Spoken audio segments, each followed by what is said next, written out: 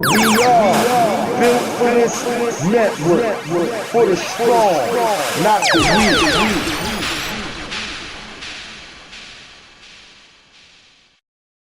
This program is brought to you by Emory University.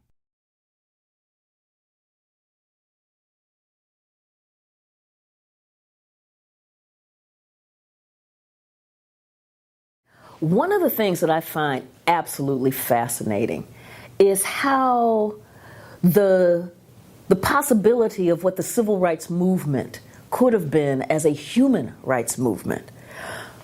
In the 1940s, the NAACP had begun to conceptualize the issue facing black people in America, not as civil rights, the right to vote, the right to a fair trial, the right to a jury of your peers, the right not to be illegally searched and seized, those things that we know as the Bill of Rights, but instead as human rights, the right to education, the right to health care, the right to housing, the right to employment. And the thing that was driving the NAACP to, in fact, look at this was the condition of black America in the 1940s. You know, the massive discrimination, the kinds of public policies that were being put in place that systematically excluded African Americans from the bounty of America. For instance, there was the Social Security Act in the 1930s. We understand Social Security today. But in the 1930s, it was put in place because people had worked so hard, only to have the economic destruction of the Depression throw them out of work with absolutely nothing, barely the clothes on their backs. And these are people who had worked for 30, 40 years. So what happened with the Social Security Act is that you have this powerful, wonderful piece of legislation. And then the Southern Democrats made sure that what was inserted in this legislation to provide the safety net was to, in fact, exclude two of the major occupations that African Americans held: domestic workers and the agricultural field. So, in fact, you had 70% of African Americans excluded from Social Security for decades. This is part of what the NAACP is looking at. What they're also seeing in terms of education, you know, we think about the Brown decision of 1954. But going before that, as the NAACP was looking at the conditions in these poll tax states, such as South Carolina, Georgia, Alabama, Mississippi, Louisiana, because the quality of education was so horrific for African Americans, over 50% of adult African Americans over the age of 25 had less than 5 years of formal education. Begin to think about what that means when you've got over half of your adult population having less than 5 years of formal education. Think about how well you're able to navigate in a society, in an economy that is becoming more technologically advanced with 5 years of formal education. This is what the NAACP is looking at. What they're also seeing is that in terms of healthcare, you've got this Jim Crow education system. The American Medical Association is saying that for every 1,500 in the population, you need one doctor. The average for African Americans was one for every 3,337. Think about what it takes to be able to go in and see your doctor if you got one for every 3,337. In Mississippi, it was one for every 18,527. This is what the NAACP is saying. And when they're looking at this, they're saying, you know, the right to vote is important. It is powerful. The right to a fair trial. Given what we've been looking at in terms of the lynchings, in terms of the Southern justice, absolutely. But it's not going to be enough to break centuries of slavery and Jim Crow. We need to have human rights. And one of the vehicles that they began to look at was the founding of the United Nations, which came out of the Second World War, which came out of the atrocities of Nazi Germany, which came out of the atrocities of Japan, that Japan had committed in Asia, in China, in Indonesia, in Korea. So with this framework of human rights, the NAACP decided, particularly after the violence in 1946 that went absolutely unabated, against African Americans, particularly black veterans, that they needed to go to the UN, because as the NAACP had tried to talk to state legislatures, as they tried to talk to the White House, as they talked to the Attorney General, everybody was saying there's nothing we can do. And so as you're looking for these levers of power, they breached the citadel of the United Nations and the Commission on Human Rights. And they presented a petition, an appeal to the world. Now, this petition was beautifully done. It was led by W.E.B. Du Bois, who was a co-founder of the NAACP, and it began to document the systematic violation of human rights in the United States against African Americans. Now, the Cold War has begun in 1947, and the U.S. looked at this document by the NAACP with its 400,000 dues-paying members, because this is now a big dog. The NAACP has credibility. And they have put top scholars working on this document that they're presenting to the UN. When you read through the State Department papers, the State Department is going, oh my God, what are we going to do? We have got to stop this thing. If the Soviets get a hold of this, the Soviet Union is going to have a field day. It's just going to prove everything that they said. We can swat away some of this other stuff as propaganda. This stuff is so beautifully documented, we can't call this propaganda. Okay, we know it's the truth, but we've got to figure out a way how to stop the truth from being aired in the UN. We do not want our dirty laundry aired during the Cold War. One of the ways that they went about trying to stop the NAACP was to use the power of Eleanor Roosevelt, who had incredible cachet. She was the chair of the Commission on Human Rights. She was also a member of the NAACP Board of Directors. As that petition is moving its way through the UN, Eleanor and the State Department pulled that thing back, stomped on it, beat on it, used every Robert's Rules of Order to strangle that thing, bury it in the bowels of the UNs, hoping that it would never see the light of day. Now the Soviets are in there fighting, going, oh no, I think this is a really good thing, and we really need to talk about this. And the US is like, no, we don't. But no, we don't. No, we do. What? Talk about what thing? There's no petition here. When that thing got strangled, part of what then leads to the NAACP moving off of its framework of thinking about the struggle for black equality as a human rights struggle was, because this was the Cold War, Eleanor Roosevelt and the State Department said, oh, you must be a communist. Only a communist-dominated organization would have the audacity, the temerity, the nerve to create a document like this and send it to the United Nations. That's a communist stunt. And as you're talking about the right to housing, the right to health care, the right to education, that sounds like a Marxist. You must be Marxist. Now again, this is the Cold War. This is the beginning of the Second Red Scare. This is when being even hinted at that you're a communist means the kiss of death in American society. And the NAACP is going, no, we're not communist. We're just fighting for the human rights of African Americans. I mean, look at this. We have African Americans, over 50%, who have less than 5 years of education. That's a problem. No, the problem is that you went to the United Nations. Well, we tried to, no, the problem is you must be a communist. The problem is you must be red. Do you want to end up on the Attorney General's list of communist-dominated organizations? And the NAACP was like, oh my God, we have got to figure out a way oh my, what do we do now? And what you begin to see them do is to pull back from human rights as the foundation for black equality in the United States. And this pullback becomes reinforced by the time we get to 1954. There are a whole series of events that happen. One of the final events that happened is this thing called the Bricker Amendment. And the Bricker Amendment was launched by a conservative Republican senator out of Ohio, John Bricker, that was to change the ways that treaties were ratified in the United States. They were particularly going after these UN treaties dealing with human rights. And the way that they were doing it, now, this is almost a basic civic lesson 101. Now, to ratify a treaty takes 2/3 of the Senate.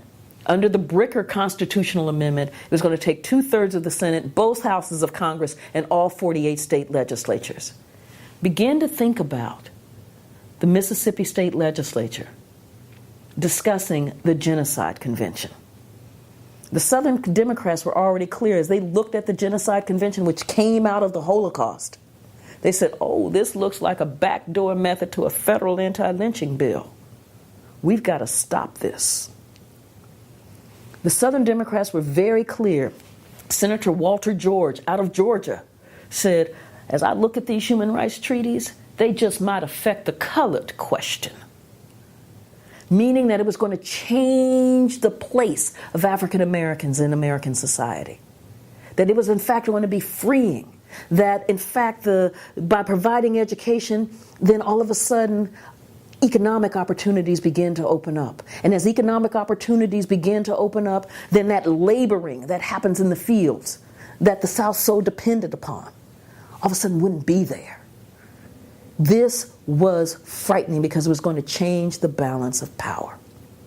So what it took to bring down the Bricker Amendment, because it had the necessary 2/3 votes in the Senate to go out into the states for the constitutional amendment to be ratified, is that you got, for one thing, you got massive lobbying by Eisenhower. President Eisenhower is looking up going, man, this looks like the old Articles of Confederation. And, we're trying to do this NATO thing. We're trying to be the leader of the free world. And now, all of a sudden, if I have absolutely no power and the states have to ratify everything, we're not going to get anything done. And we're trying to fight the Cold War. And yes, we know that all of this stuff about the right to health care, that's socialism. I have no problem with that. But we already have a process in place to stop that from darkening America's doorstep. Do not pass the Bricker Amendment. Senate looked at him and went, shh, we got work to do. And so when this bill is coming down and they're voting and they're counting their heads, 1,000, and it's like, yes, yes, yes. It looks like they've got their 2/3. And then somebody says, where's Harley? Where's Harley? Where's Harley Kilgore? Democrat out of West Virginia. And they're looking for Harley. They're looking for Harley. Somebody says, shh. They're running all over the building trying to find him. Somebody says, has anybody tried the bar across the street? So they send the Senate pages out, trying to find Harley. There he is at the bar across the street in the middle of this landmark historic vote. And he is lit.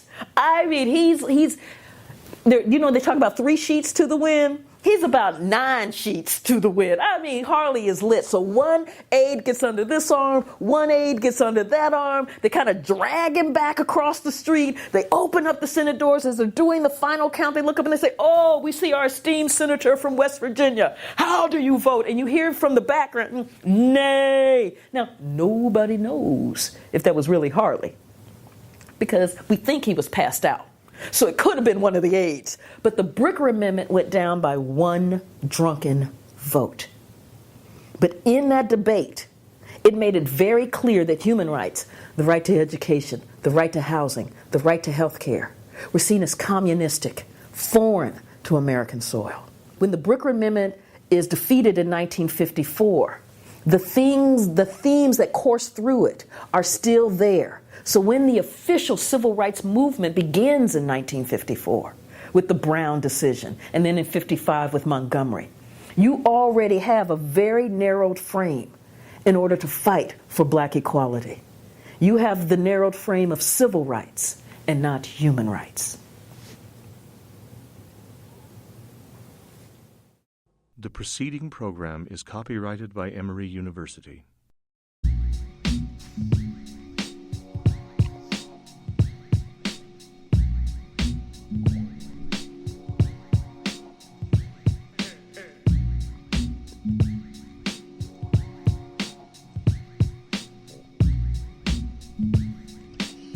Welcome aboard. This is Build and Destroy. I am HRap. The This is a podcast about my people, our lives, our families, our successes, and our history. Coming to you live and direct every Saturday. Or you can catch us on Spotify, iHeartRadio, Deezer, iTunes, or wherever you download your podcast at. You can also come back to Spreaker.com, look for Bill for this network, and you'll be in tune. Now let's go.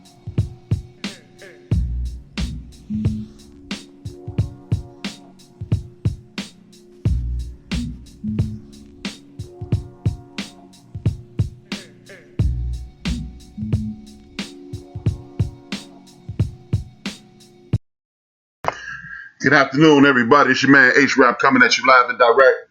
As usual, I have a special guest. One of my favorite MCs, part of one of my favorite crews. Y'all know I'm a hip-hop junkie forever. And I'm just going to cut through the mustard, man. This is one of my favorite MCs. He's here on with me right now. His name is Tech. He's from a group called Smiff Wessun. They had to change their name due to legal issues. The Coco Brothers, part of the Boot Camp Clique. Thank you for joining the show. It's a pleasure to have you on. What's happening, Tech? Shalom, good people. What's happening with you, man? I'm just blessed to be here. What's happening? Man, it's all good, man. It's a pleasure to have you on.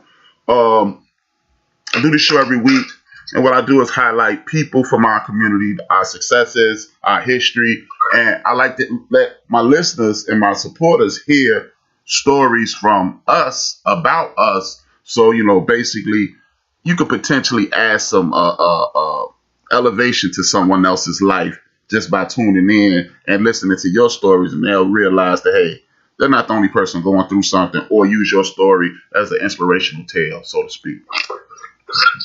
That's 1,000% true, man. I mean, that's why we're here. I'm just Allah's vessel, man. Just to be used the right way for where He see fit. Pass the word and the knowledge on to those older, younger, wherever they see fit at it. Knowledge is infinite. As long as you keep giving it and receiving it the correct way, we're going to be straight. I totally agree with that. Thank you. But again, thank you for being on, man. It's a pleasure again. As I stated earlier, you are one of my favorite. Your crew is one of my favorite crews. I like the sound. I like everything. But let's just start from the beginning. You're from Bronzeville, Brooklyn. How was it growing up there, man? Tell us about Bronzeville and how it affected you and molded you into the person you are today. I can tell you about the Ville, but I'm actually from Bed-Stuy. Oh, my bad. My bad. So Gucci, I'm from Bed-Stuy, but my family and people still and everybody is from Brownsville. Oh, okay. Brownsville never will, and shit is Ville and Phil all over the place. Okay. I mean, we come from the curb where pissy elevators, shit on the sidewalk, shit in the corners of the elevators. We play in the hallway doing what we gotta do, play in the blocks what we gotta do, but we still got our head in the books. We still try to educate ourselves, not really knowing further down the line we're gonna need it, but knowing that we are gonna need it. We got our uncles and brothers that was locked up doing 30 years. That we ain't seen since we was little kids running around the neighborhood and the house. So it was time. We was the ones who had to come back to the block and take the reins over for the little homies that was coming up after us and show them, it is possible to get on video music box. It is possible to get on the Bobby Simmons show. It is possible to have you join on Soul Train rocking and you join on the radio while you in the trap, while you doing what you gotta do, or just fucking with these little schizos we used to call them. Right. And just try to elevate each other, sharpen steel, sharpen each other. Man, you know what? It's a lot like that. I'm from Chicago. Like people from outside of Chicago call it the Good Times Project, but that's the project I'm from. Yeah. So, so I definitely understand. That was one of my favorite shows coming out, too. Oh, yeah, man. Hey, man, if you from our community or anywhere, if you had a TV in your house, everybody was checking out JJ, Thalma, the whole nine. So, yep, I can definitely identify with that. The dangers of growing up in the hood and the ignorance of not even realizing that you were in danger. So exactly. You. It's so many ways. You put yourself in danger, not knowing a nigga do some snake shit, and you thinking he's so loyal, 100 with you, and the next day you know that's the nigga that's fucking stabbing you in the back, or fucking your girl, or while she your girl, and it goes all types of ways, man. right. But even just meeting a good guy, he used to live in my hood. We used to pass my hood over in Clinton Hills. We used to see Anthem. Wow. We used to see all of them out there coming through Brooklyn, and we just used to be, we done came up a little age, so it was like, oh shit, you know, and they would stop and chop it up with us on the block for a little bit before they carry on about their business. But it was just, it was still, you know, it was still paying respect and homage to what we was looking up to. That's what's up. Now, let's move forward. You a couple years behind me in regards to age.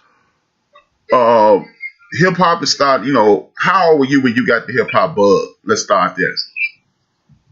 Shit,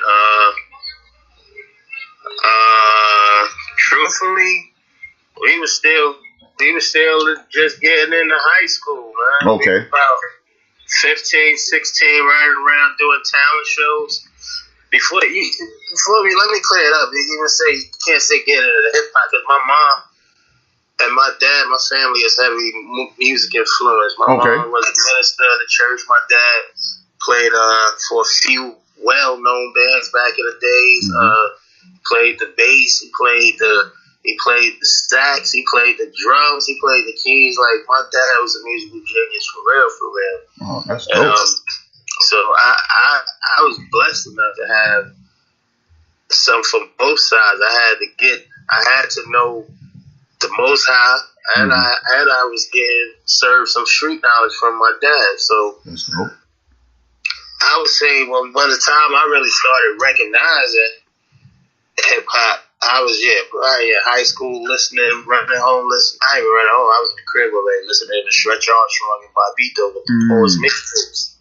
And once I started hearing Slick Rick, the Rulers back and shit like that, and Coogee Rap, it was next level for me. It was something that I felt that I needed to be a part of. One of the things, we go from beating on the tables in the lunchroom and beatboxing in the back of the lunchroom to being on the second floor hallway of school and having a big ass cipher in there. So we was off the porch pretty early. Oh, that's what's up, man. I remember those days. Like I said, I'm a couple years in front of you. I think I'm about 3 years in front of you. So I remember being a sophomore in high school, taking that Slick Rick tape home and memorizing it and coming back to school. I'm like, I got this. So we was putting tapes, the holes of the cassettes. So even though he fell asleep, that shit would click over and keep recording on both sides of the tape. Right. So you ain't missed nothing, but you ain't know what was up there until you popped it into the Walkman on that train ride to the school or wherever you was going. Exactly. It was electrifying. I definitely remember that. And you know what? I'm gonna take a step back. Your dad was a musician, and you and your other partner from Smiff Wessun, you both have Jamaican roots. Am I correct? My PNC still. I mean, my family comes from the South. My dad comes from Bmore, and my mom comes from Virginia, Norfolk, Virginia, and Richmond, all through the Seven Cities, Portsmouth out there. From what I was told and the knowledge that I did, we have Indian in our family, and yes, still has. That is my PNC. Still, my brother, he does have some Jamaican roots in his family. Yeah. So it's just Brooklyn. Once you in Brooklyn, you in the melting pot anyway, bro. Yes, indeed. You know, and it's funny, like when I see you guys, I hear your music, and I see New York guys, period. It's totally foreign to me because Chicago might be the most segregated city outside of the South in the United States of America. You looking at, and I'm talking about not like when I went to school, it was black kids in the school. It wasn't black kids from other countries. It was black Americans. So when I hear that, that's one of the things that kind of attracted me to you guys, because I heard the Jamaican and the music attracted me to you. And then hip hop itself, when you see guys in New York and it's so so, like you said, it's such a melting pot that you get a little bit of everything, so you get drawn in. So, talk to me about your pop's influence in regards to the music as well as the streets. Well, my pops was so down low and so low key with it. Like, we had stories of how he used to play with Mr. James Brown. Oh, A couple of other groups that he was running around. He wasn't one of the main players that was in the band. One of the band players, like he was filling certain slots where one of them couldn't show up. He'll get on the drums or he'll play the bass or the horn. And right now, my pops just turned 92 in January. So, yeah, my pops is the strongest man that I know to this day, man. It's crazy because when we was first started, we brought some equipment. My pops was the one who wired it up in the basement, put the studio in there so we could go in there and learn how to cut the demos. But we were still so into the street stuff. The music was secondary to us, but we had to really learn how to get into that and let that be the focus, the focal point of what we was doing out here, wanting to find ourselves and getting that shit going. So it took a minute before we really strapped on our boots and pulled up our boots, and we was already Timbs and hoodied up and moving in the shadows of the night. But it took a minute before we was really finding our path. We was blessed to have our big brothers, Black Moon. We would go to their studio sessions, sleep on the floor underneath the thick ass blankets that used to cover grand pianos in Calliope studio in there. That's why you hear us so heavily on the Into the Stage album. And then once it was our turn, man, we had already learned from who we considered the best, because that's what we know. And we was ears pinned back like a pit bull, ready to get to it. Man, that's dope. And to your pops, happy birthday, peace and blessings, continued blessings to him. Yeah, thanks. What's dope about that is you don't hear a lot of people in hip hop or our community talk about the influence that their pops had directly on them. So that's a blessing in itself. And that kind of knowledge bleeds through in your music.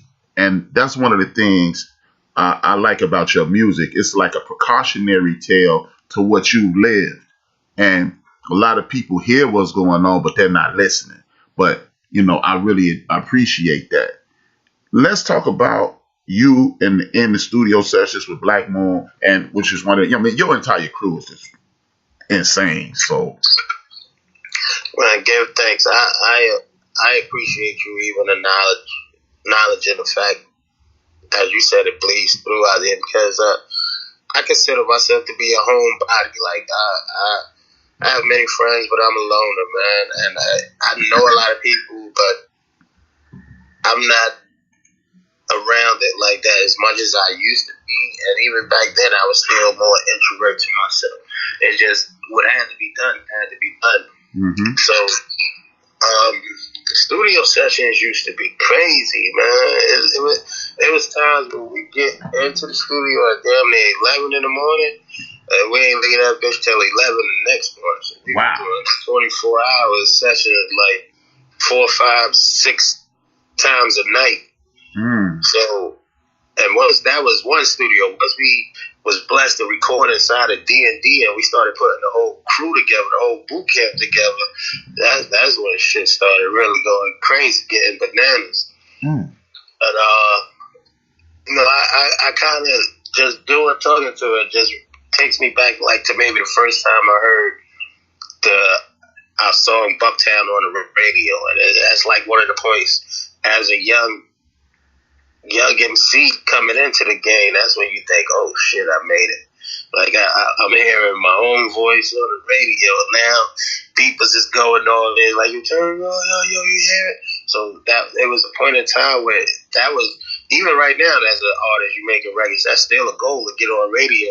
But the way the technology switched so much, you can become, like, looking at the younger generations, you can become hit wonders overnight just from internet, just from the technology that's out here. Like they cut a lot of shit down, but the technology is so advanced. Like it's coming back to vinyls or CDs or just walking around. Get the world is shut down now. You got to carry a flash drive. So when you do get by a DJ, you like, yo, here, play this, pop this shit up.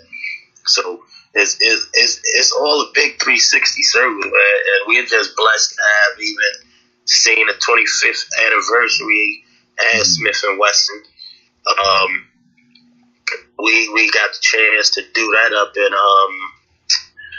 what the name of that fucking theater right before this COVID shit hit. So you know, the blessings was honest. So we just thankful for that. And still here to keep rocking and keep going. Like from here right now, after we finish what they calling me now, we gotta get to my man Bristol. He's having a birthday. Bristol, the golden child from Junior Mafia. Okay. Big up all my peoples over there. You know, my peoples out in YO, the whole Brooklyn, Chicago. I love Chicago, man. It's so deep in history and roots back there that you gotta love it, man. Man, thank you for that, man. Thank you. I mean, and I used to work for Reuters, and I always used to come to New York on a regular basis. I was there all the time, and Brooklyn was one of the places that felt like home for me, and I really appreciate it. We ain't that far, man. 6 degrees separation, man. My brother Bane's out there, Johnny Small is out there. Yeah. My people's is so it's dope, man. It's just, I think it's just crazy, just the reckless violence that's going on, and that's not only saying out there. That's out here in Brooklyn too. That's everywhere across the world right now. I mean, like, I know this shit got to be done, but all I ask is just hit your targets, B. Just do what you right. Because these babies don't deserve that. They ain't even lived life yet. Right. So, you know, just do it right, man. Go to the range if you got to go to the range, and make sure when this revolution comes, because it is coming, that you go at these same motherfucking the real oppressors at that, keeping that same energy, because we gonna be on the front line with you. Amen to that. Baines is my man. Tone Baines, that's my man. That's my motherfucking brother right there. What's up? Yeah, Tone Baines. Shit, the last time we was out there and bumped that, our Baines brought it down. That's my man. I remember he packed up about is that maybe my 8. shit or is that your shit? That's you. Oh man, I'm coming. Hold on. Yeah. Yo. I remember he packed up and left Chicago and moved to Brooklyn about maybe 8 years ago. Maybe 8 years ago. So he back. Oh, and him and Smalls? Yeah, yep. Niggas crazy. Yeah, that's bananas. You're right. It is. The whole world is definitely connected. Yeah. But I mean, not to jump ahead because I got to start to get moving out here. Right.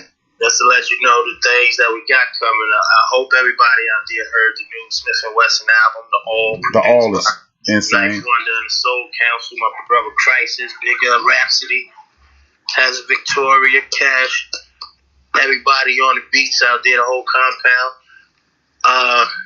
Fuck it, I might as well just say it's supposed to be under wraps, but we about to go in and do part 2 of that. Oh, so, that's dope. Just prepare for that. On solo side of things, I got the Lost G mixes out right now, the Pandemic EP, which you can get at my website, techsmokylive.com, techsmiffandwessun.com, Bandcamp. And we just here rocking, man. We just here. Y'all need anything for me, holler at me on the website. The internet, I don't fuck with Facebook. I hate that shit, but I guess they all connected, right?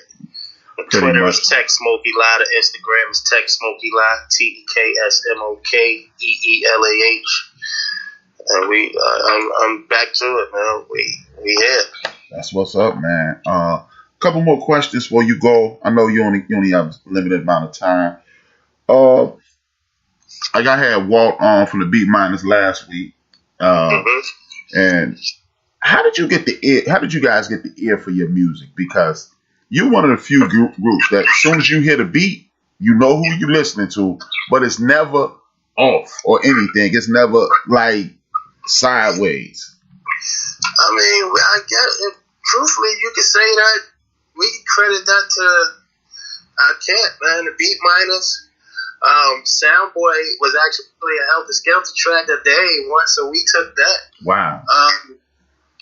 Again, coming from being in them Black Moon sessions, our ear was getting sharpened and tuned to that Muddy Water sound and that Langston Hughes poetry sound with floorboards being torn up in the hood. I mean, that's how I was visualizing it. Okay. And it was just sharpening our skills and honing our ears to be able to hear certain elements inside the beat and make you pinpoint that out. Oh, I want to rhyme over that shit, or I want that to come in right here. I know my voice, because my voice was I used to always get made fun of until I was beating niggas up. My voice was a squeaky Mike Tyson shit. So I'm not a big talker about it. So I know my shit sound good over there, or my shit sound dope over this type of music.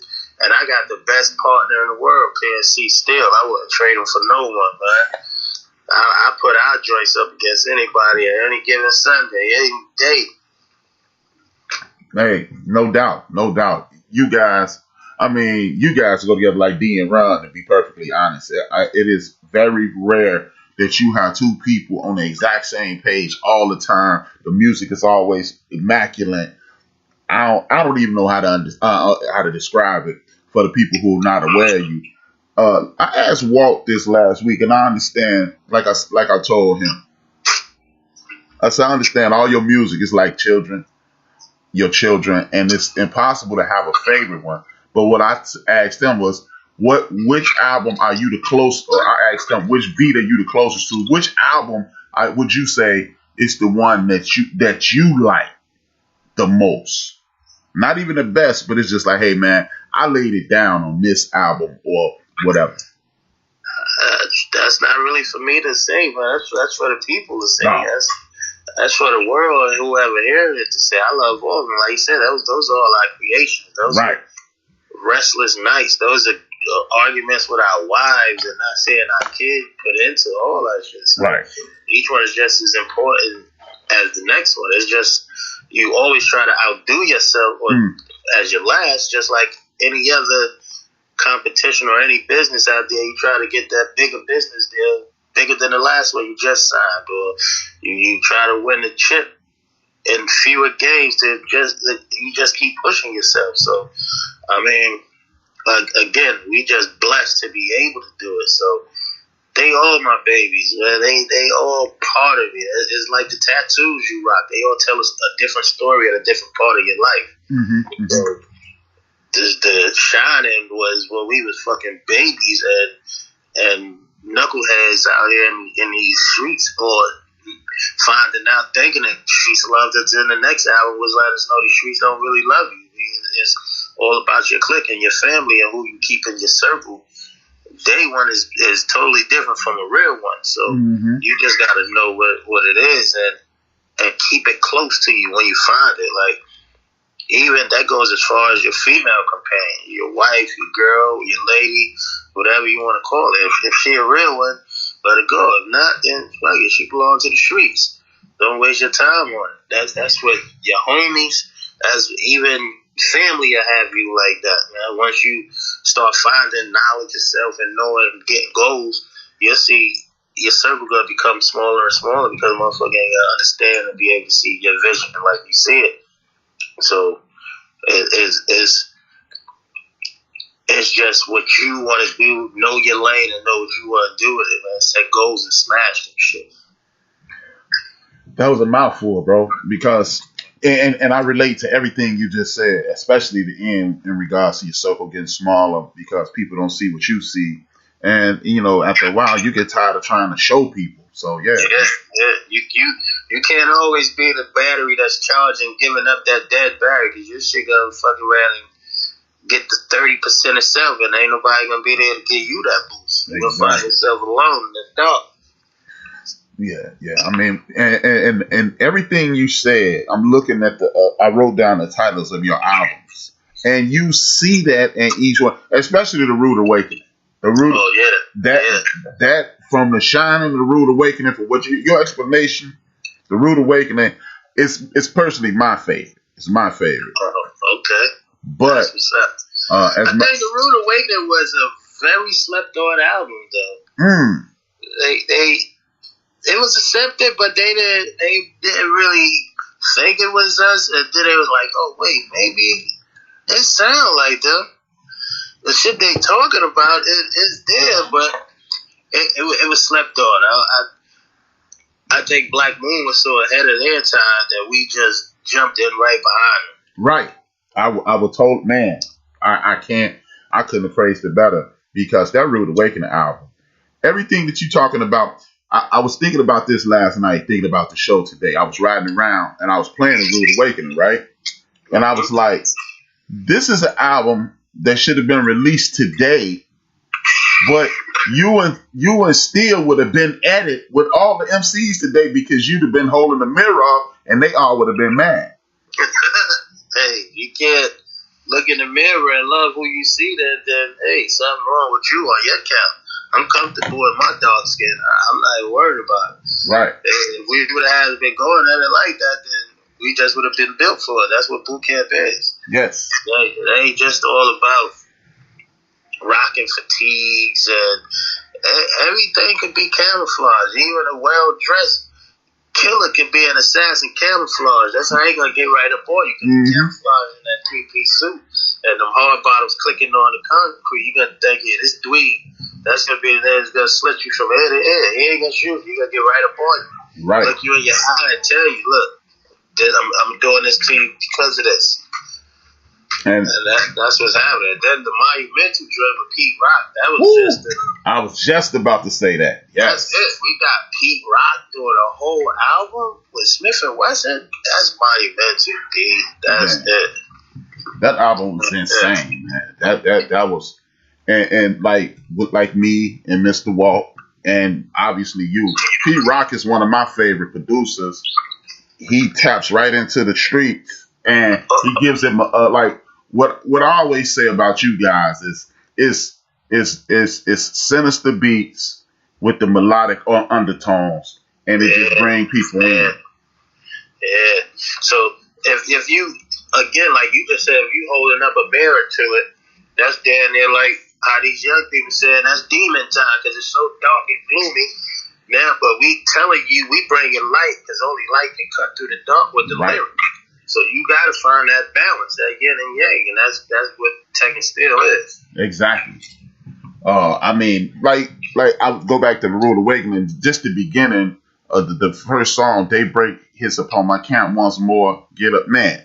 That song needs to be played on the radio every day. That would be nice. That would be nice. Yeah, man.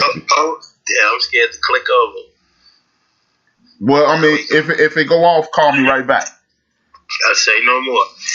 I'm just telling them they banging my line like crazy. Okay, and hit that, and then I'll address my listeners, and then when you come back, we'll keep it going, and then let me know how much time you got. All right, that's what's happening, but we can click, we can time it until it click off if it goes off. Oh, okay, cool. Yeah, man, but it's just one of those things. When I listen to your music, like you said, man, it is an elevation. Oh, that's my man Tech from is that you?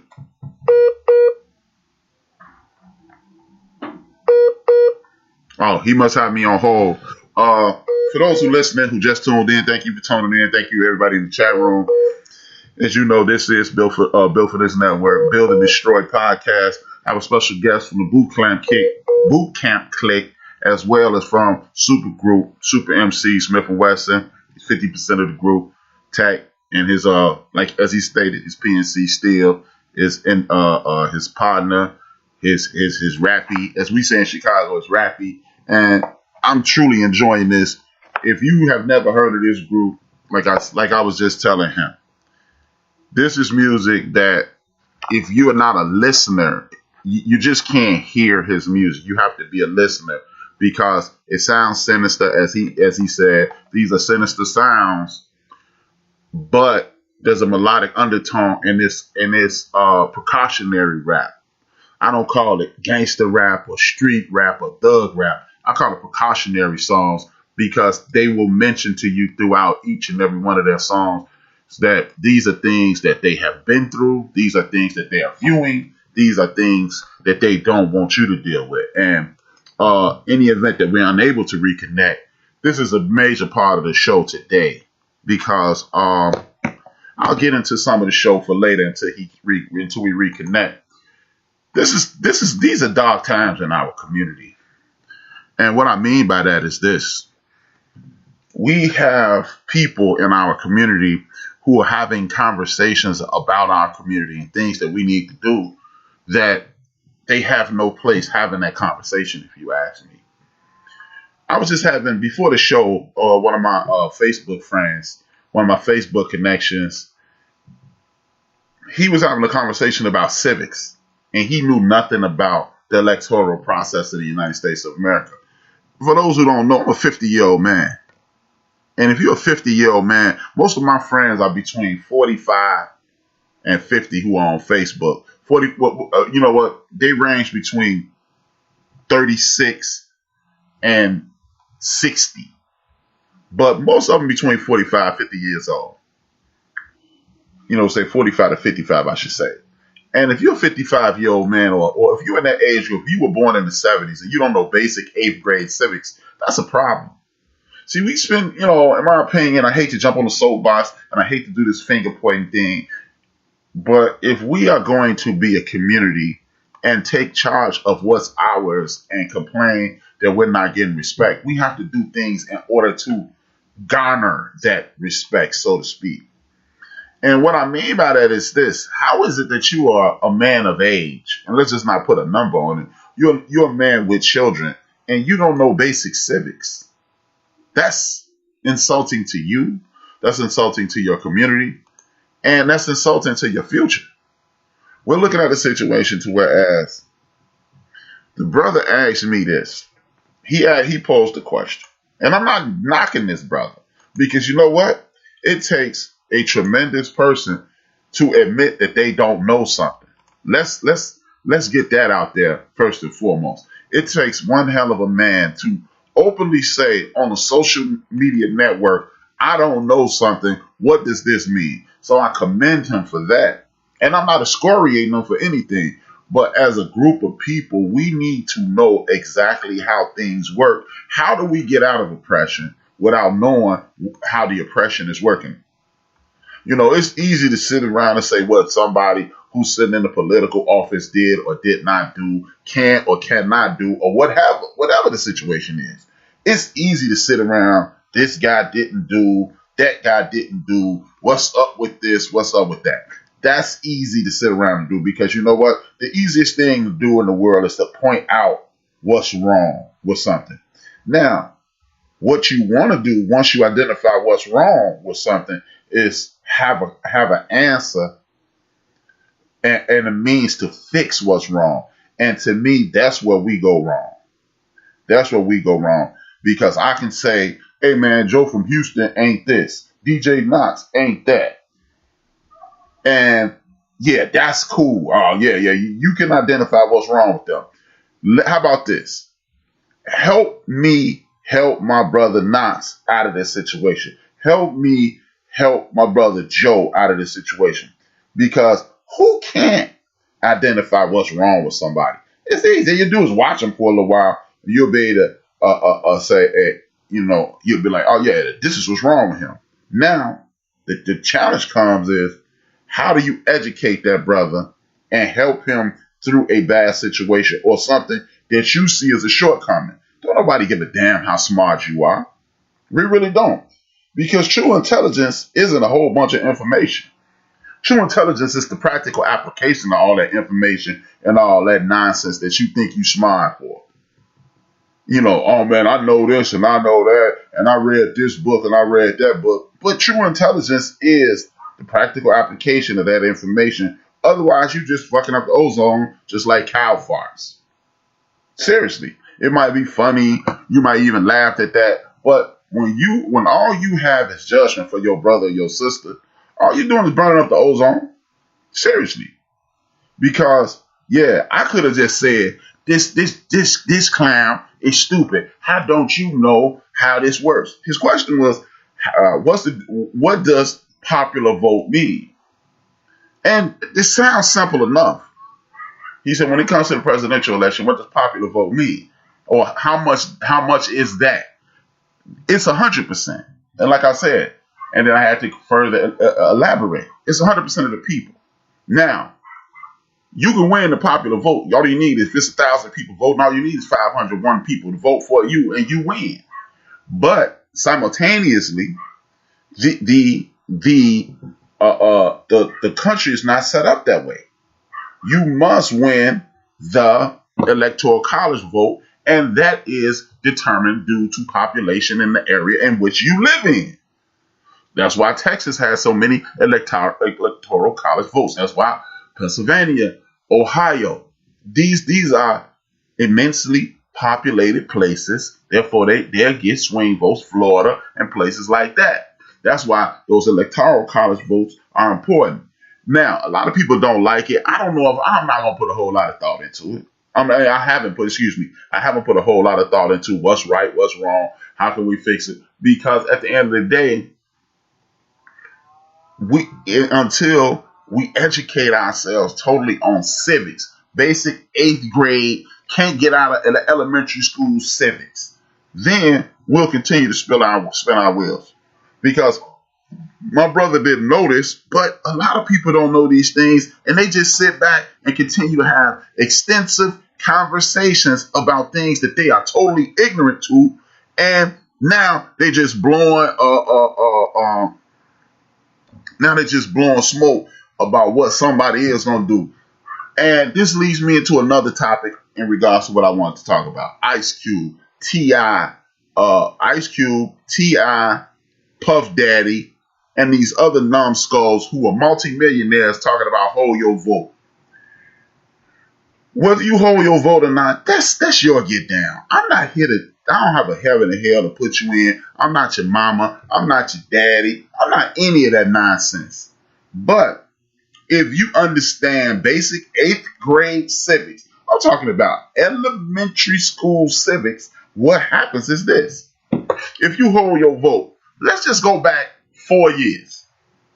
4 years ago today, it was a lot of people in the country, 100 million to be exact, said, I ain't voting for Trump or I ain't voting for Hillary.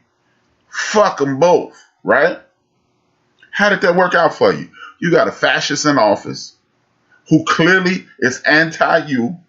See, what it is people think because you're not at the bottom of the toilet bowl, you ain't affected. And let me go full disclosure. I wasn't one of those people saying, I'm not going to vote for Hillary. I'm not going to vote for Trump. I was one of those people saying, I ain't voting at all. And I think me and my brothers and my sisters in the community should get together, yada, yada, yada, this, that, and the third, which was equally ignorant, which was equally wrong, which was equally stupid. And I'm not even calling the brother who didn't know stupid. I'm calling me stupid. The reason I'm calling me stupid is I knew better. I know civics. I knew how the process worked. I understand that I need to get behind Brother RC and Brother Deacon Dale.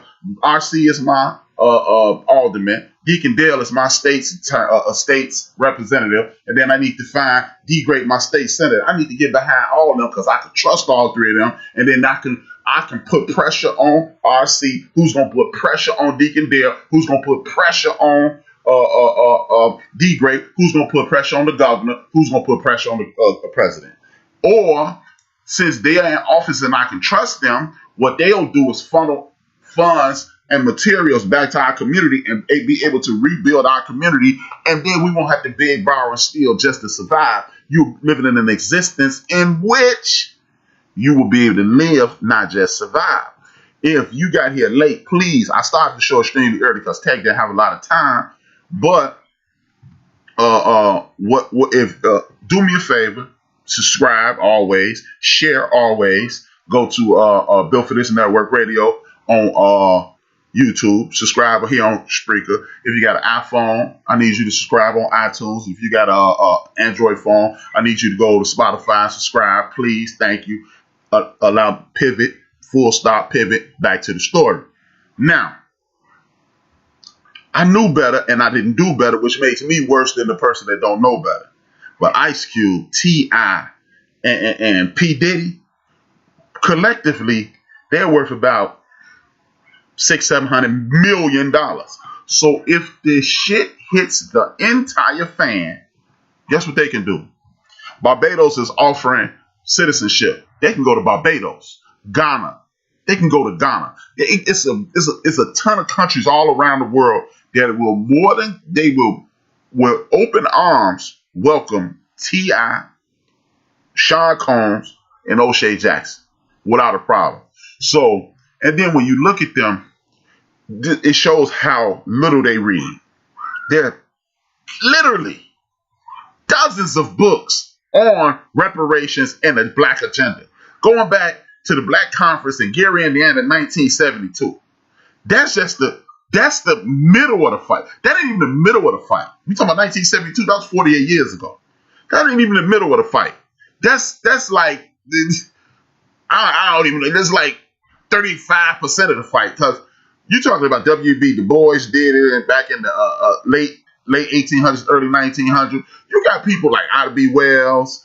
There's been people fighting this fight for the longest in regards to reparations. Ever since they started the reconciliation and ended Reconstruction, people been talking about reparations. So Mr. Jackson, Mr. Combs, and Mr. Harris, y'all need to hurry the hell up, read a book, get something to do, and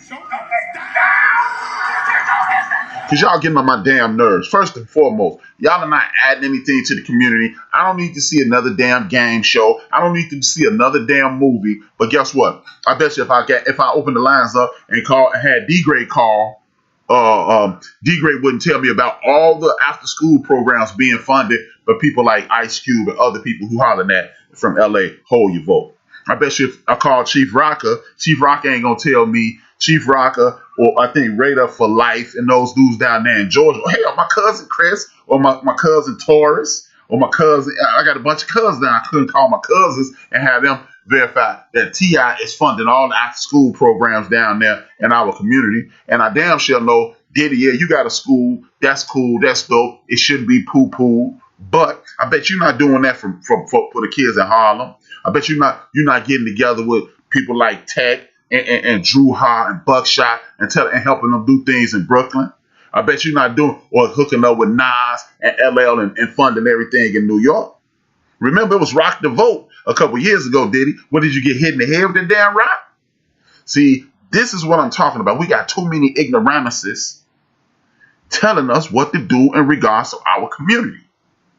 You know, why in the hell, when you got people like Laura Coates, Dr. Greg Carr, Laura Coates, leader, one of the chair people, the law center there in New York City, Dr. Greg Carr down there in D.C.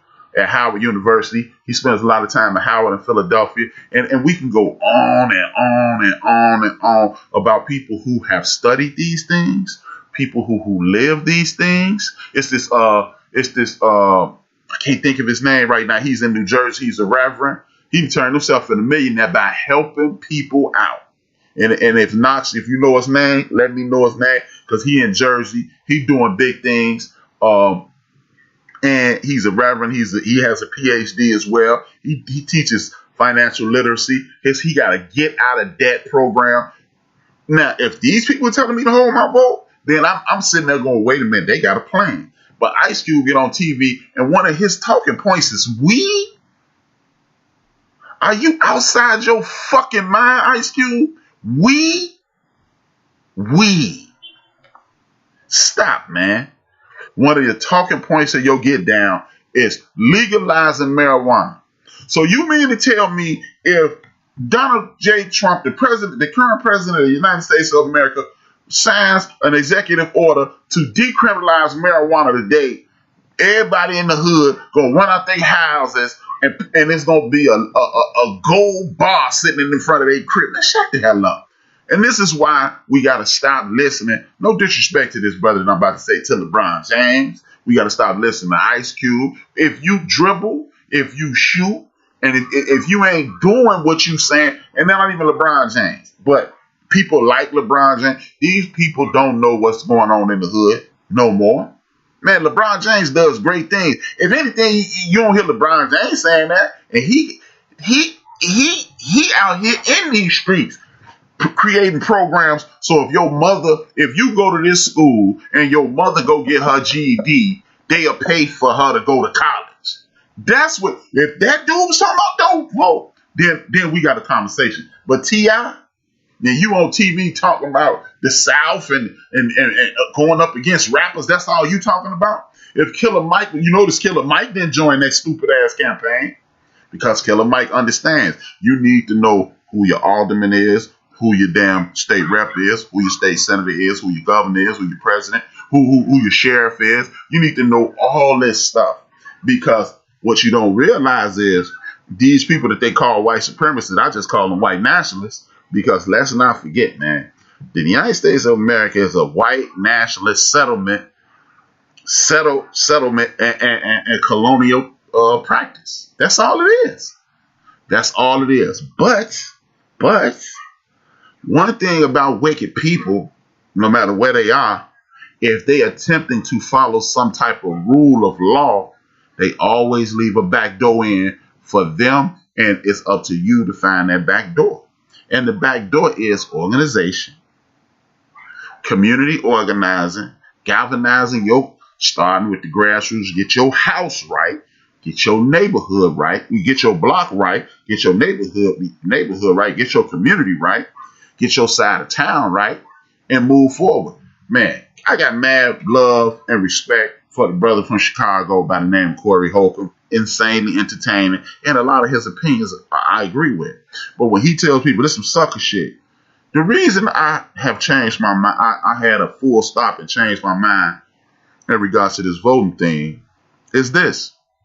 I thought to myself, I had this long, drawn out, damn near ruined a friendship with a Jungle Brother over it. Me and him didn't speak for 4 or 5, maybe even 6 months. But after that, I started reading, and then I thought to myself, man, what is the people in our community done for 10 straight years so we can say this system don't work? See, we go to the polls, and contrary to popular belief, look in the mirror, the people that look like you, outside of my man Jay Ron, people who look like you, or impoverished people. Let's just, people look like you. Sorry, Ron, but I got to talk about my team, man. People that look like you, what have we done for a solid decade? We go to the polls. That's what I was about to say. I lost my train of thought. People who look like you is the second largest voting bloc in the United States of America. I'm going to say that again. People that look like me and you, people with African descent, people from the African diaspora, we're the second largest voting bloc in the United States of America. Mind you, we are the third largest population, because the Latino population is larger than us now. They represent 20% of the population. We still at 16%. White folks is still in front, but we all know within the next 10 to 20 years, that's over. But back to the point, we still represent the second largest voting bloc in the United States of America. But voting is just day one. It's step one in a 10-step process.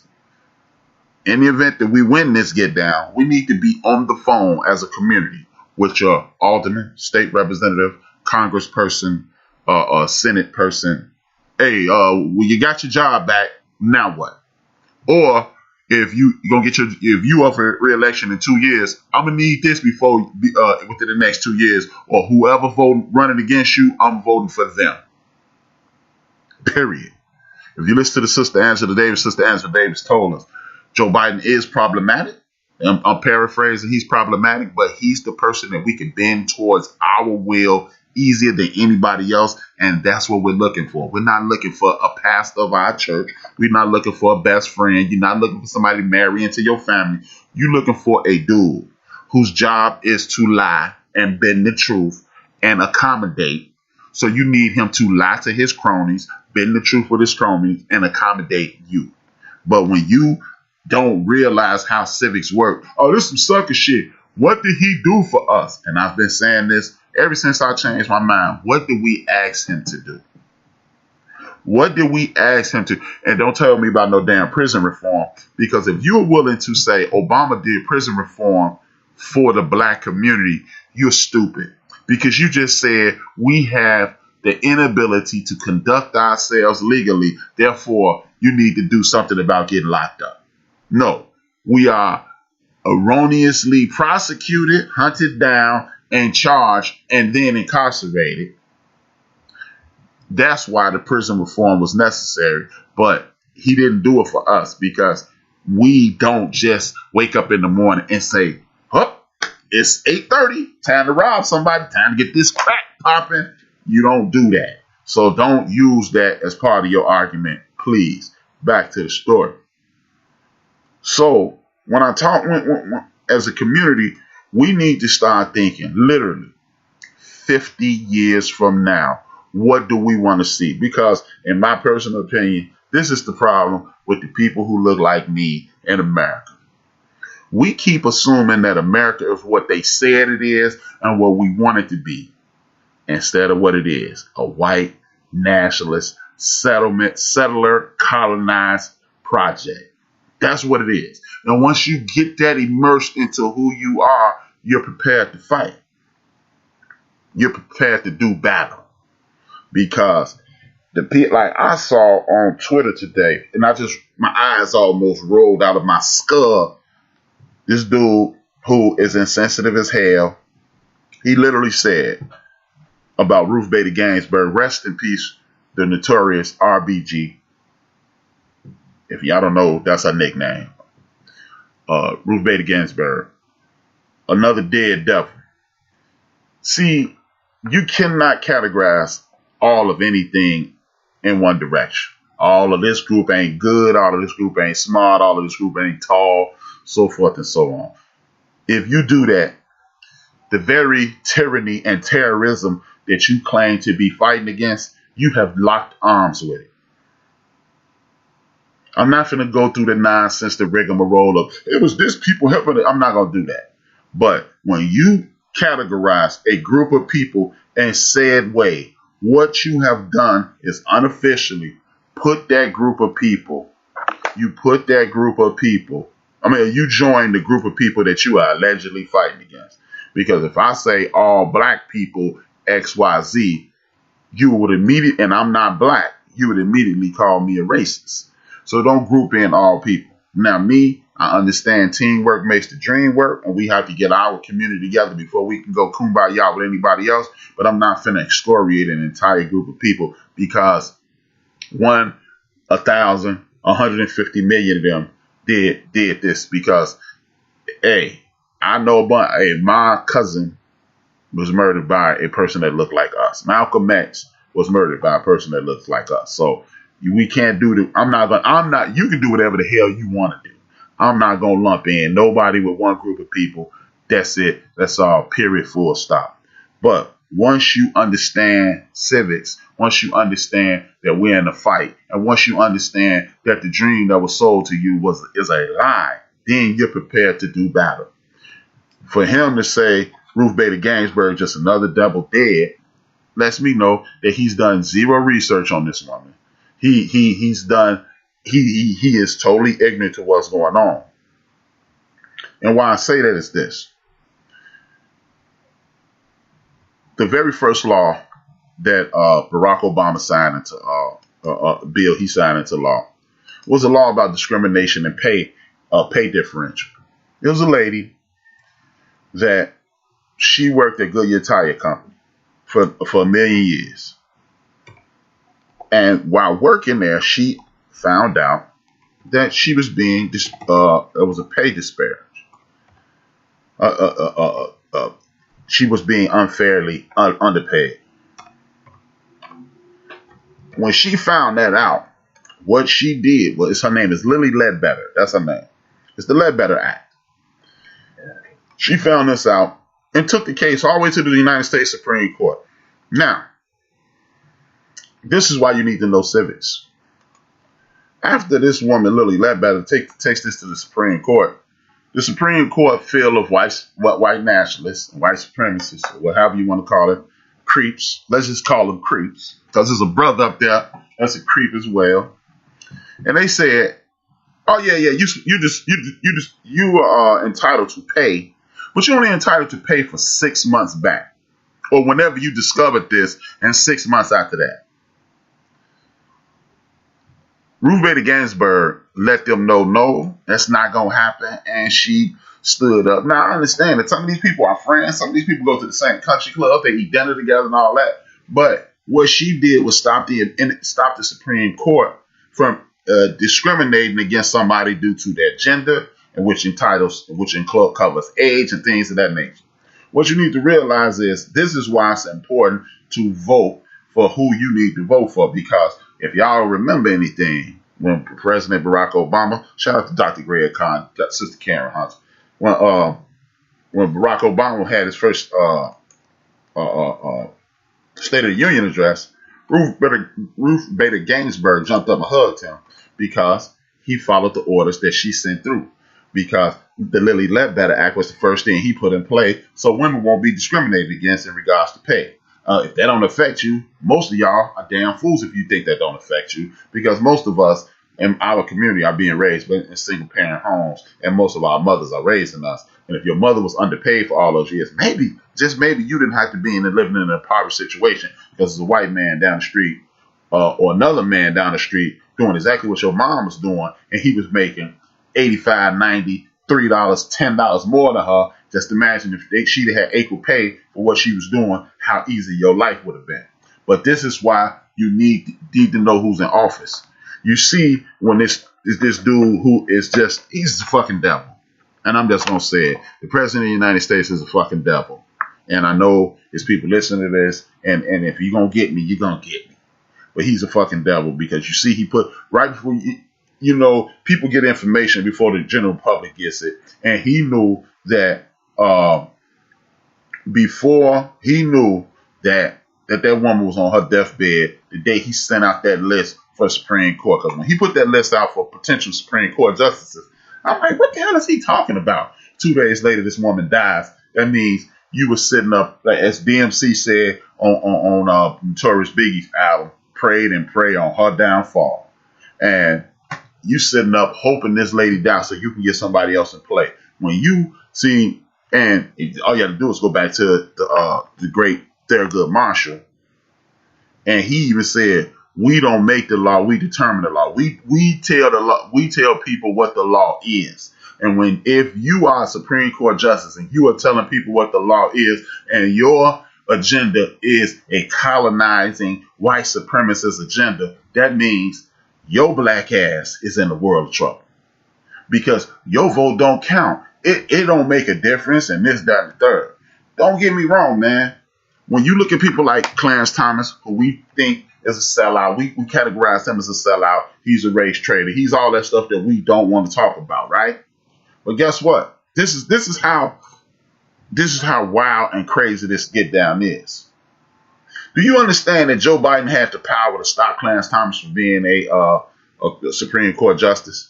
Joe Biden in 1989, 1990, had the ability to vote down Clarence Thomas being a Supreme Court justice. He did not, and voila, here you are. This is why you must engage and get RC in as the alderman, and get Deacon Dale in as the state rep, and get D. Great in as the state senator, so they can work your number, so to speak. Because if you get people that you cannot trust, you will be in the very situation you're in. So, Mr. Harris, Mr. Jackson, Mr. Combs, I'm going to need y'all. Combs, I'm going to need you to go up to that school that you fund and see if somebody can teach you civics. Or go to Urban View tomorrow morning. Laura Coates does a Sunday civics class. I'm going to need all three of you clowns to tune in tomorrow morning. If y'all got Sirius Satellite Radio, channel 126, Laura Coates does a Sunday. It's Laura Coates or somebody else. They do a Sunday civics. So people can understand holding your vote is only going to put your ass knee deep in bullshit. Period. So I'm going to need you to educate yourself before you try to influence the people that are in my community who look like me, and you putting people directly in the ground with your ignorance. Now, another thing I need to address. self-hate. The only reason you get people like that dude who's the state's attorney down there in Kentucky, and the sheriff that's out there in LA talking about, LeBron, what you gonna do about the police officer getting shot? And all these dudes, these people like the lady who put that information out there about Andrew Gilliam. You know, I'm not gonna say her name. Y'all know who this black lady is, and she's out here caping for the man at every chance she get. But I'm not gonna say her name on these airways because please don't go to her YouTube page and click on her and all this hate, because what you do is you put a little more money in her pocket. But when you sit out and like me and my cousin Chris, shout out to my cousin Chris who listens to the show all the time. Man, love to you, Chris. Thank you very much. Down there in Atlanta, Georgia, much love, my cousin. But when you listen to people like this woman and others who simply hate themselves and always caping for a system that has nothing to do with them, then you have to realize you have to wonder, where did all this self-hate come from? Where in the hell did the self-hate come from? Because it's only one way for you to sit up and tell half-truths, which is a whole lie. A half-truth is an entire lie about people in our community. I could sit up and tell you, man, black on black crime is outrageous here in Chicago, and the violence here is unnecessary. And I can do that, but I can also tell you this. People with things to do. Anytime you define anything around a people who don't have a lot, what you've done is push them closer and closer, as my guest earlier today said, towards the darkness. When you heard these bro mice your whole life, idle mind makes it's the devil's workshop. Get something to do before stop doing that before some trouble finds. Get something to do before some trouble finds you. Those things are real. And in Chicago, Los Angeles, New York, Atlanta, Dallas, or wherever our communities have migrated to, the reoccurring thing is defunding. They would rather put $5 billion in the police department than to put $100 million, $200 million, $300 million into the schools, so kids will have academic aspirations other than nefarious activities. If you don't understand what I'm saying, this is what I'm saying. My sisters were musically inclined. Both my sisters played the clarinet. Both my sisters played the piccolo. And I think one of them played the flute, which is pretty much the same thing, but that's neither here nor there. I saw that. I wanted to play the saxophone. My cousin Eric played the saxophone. I wanted to play the saxophone and the trumpet. You had to be age 10 to get in the band. That's 4th grade here in Chicago. I don't know what it is anywhere else. By the time I turned 10, and my mom went to buy the mouthpiece for the trumpet and the mouthpiece for the reed for the clarinet. The saxophone. They defunded the music program. I immediately turned to sports, but you'd have never met me, and that's not a bad thing. You may have never met me. I could have been the next Miles Davis. I could have been the next Dizzy Gillespie. I could have been the next Coltrane. I could have been the next anything, or that line of work, that line of discipline, the practice that you need to become a great musician may have pushed me and motivated me to be a better athlete than I was, because then I understood the focus and all that. It could have just been a trickle down situation. Understand, when you're musically inclined, I used to have an anger management problem. That could have been something as a release to my anger and my frustration. These are the reasons you see so much random violence in the city of Chicago. These are the reasons you see so much random violence in places like Los Angeles and New York and other places. Because when you take away opportunities for people to release their creativity is bottled up inside these young people, and they lash out and hurt others because they don't have any other way to do it. We call it trauma. You can call it PTSD. You can call it whatever you want. But I bet you, if people like myself and others had other ways to release these things, then and only then you would see a reduction in violence. So please don't buy into the hype. yes, Brother George Floyd, like back to that lady, Brother George Floyd did have a criminal past. But guess what? If Brother George Floyd would have robbed that store that he left out of, that he allegedly gave a fake 22, that we found out that it wasn't a fake 20, it was a mistake. Had he robbed that store, he shouldn't have been killed in the street. Had the brother up in Kenosha, just north of me, Kenosha, Wisconsin, had he slapped that cop, he should have been shot in his back 7 times. And when you're dealing with people who can try to justify, when you're dealing with people from your community that try to justify any type of violence engaged or enacted, I should say, in regards to your people, then that's a sick individual, that's a self-hatred individual, and that's a person who's looking for approval or acknowledgement from somebody who hates them, which is a mental illness in itself. So we have to stop listening to people who give us pieces of the truth. You walk around with a computer in your hand every day. It's either a toy or a tool. So when somebody gives you some nonsense, then you look it up and you move forward in regards to the information that you find.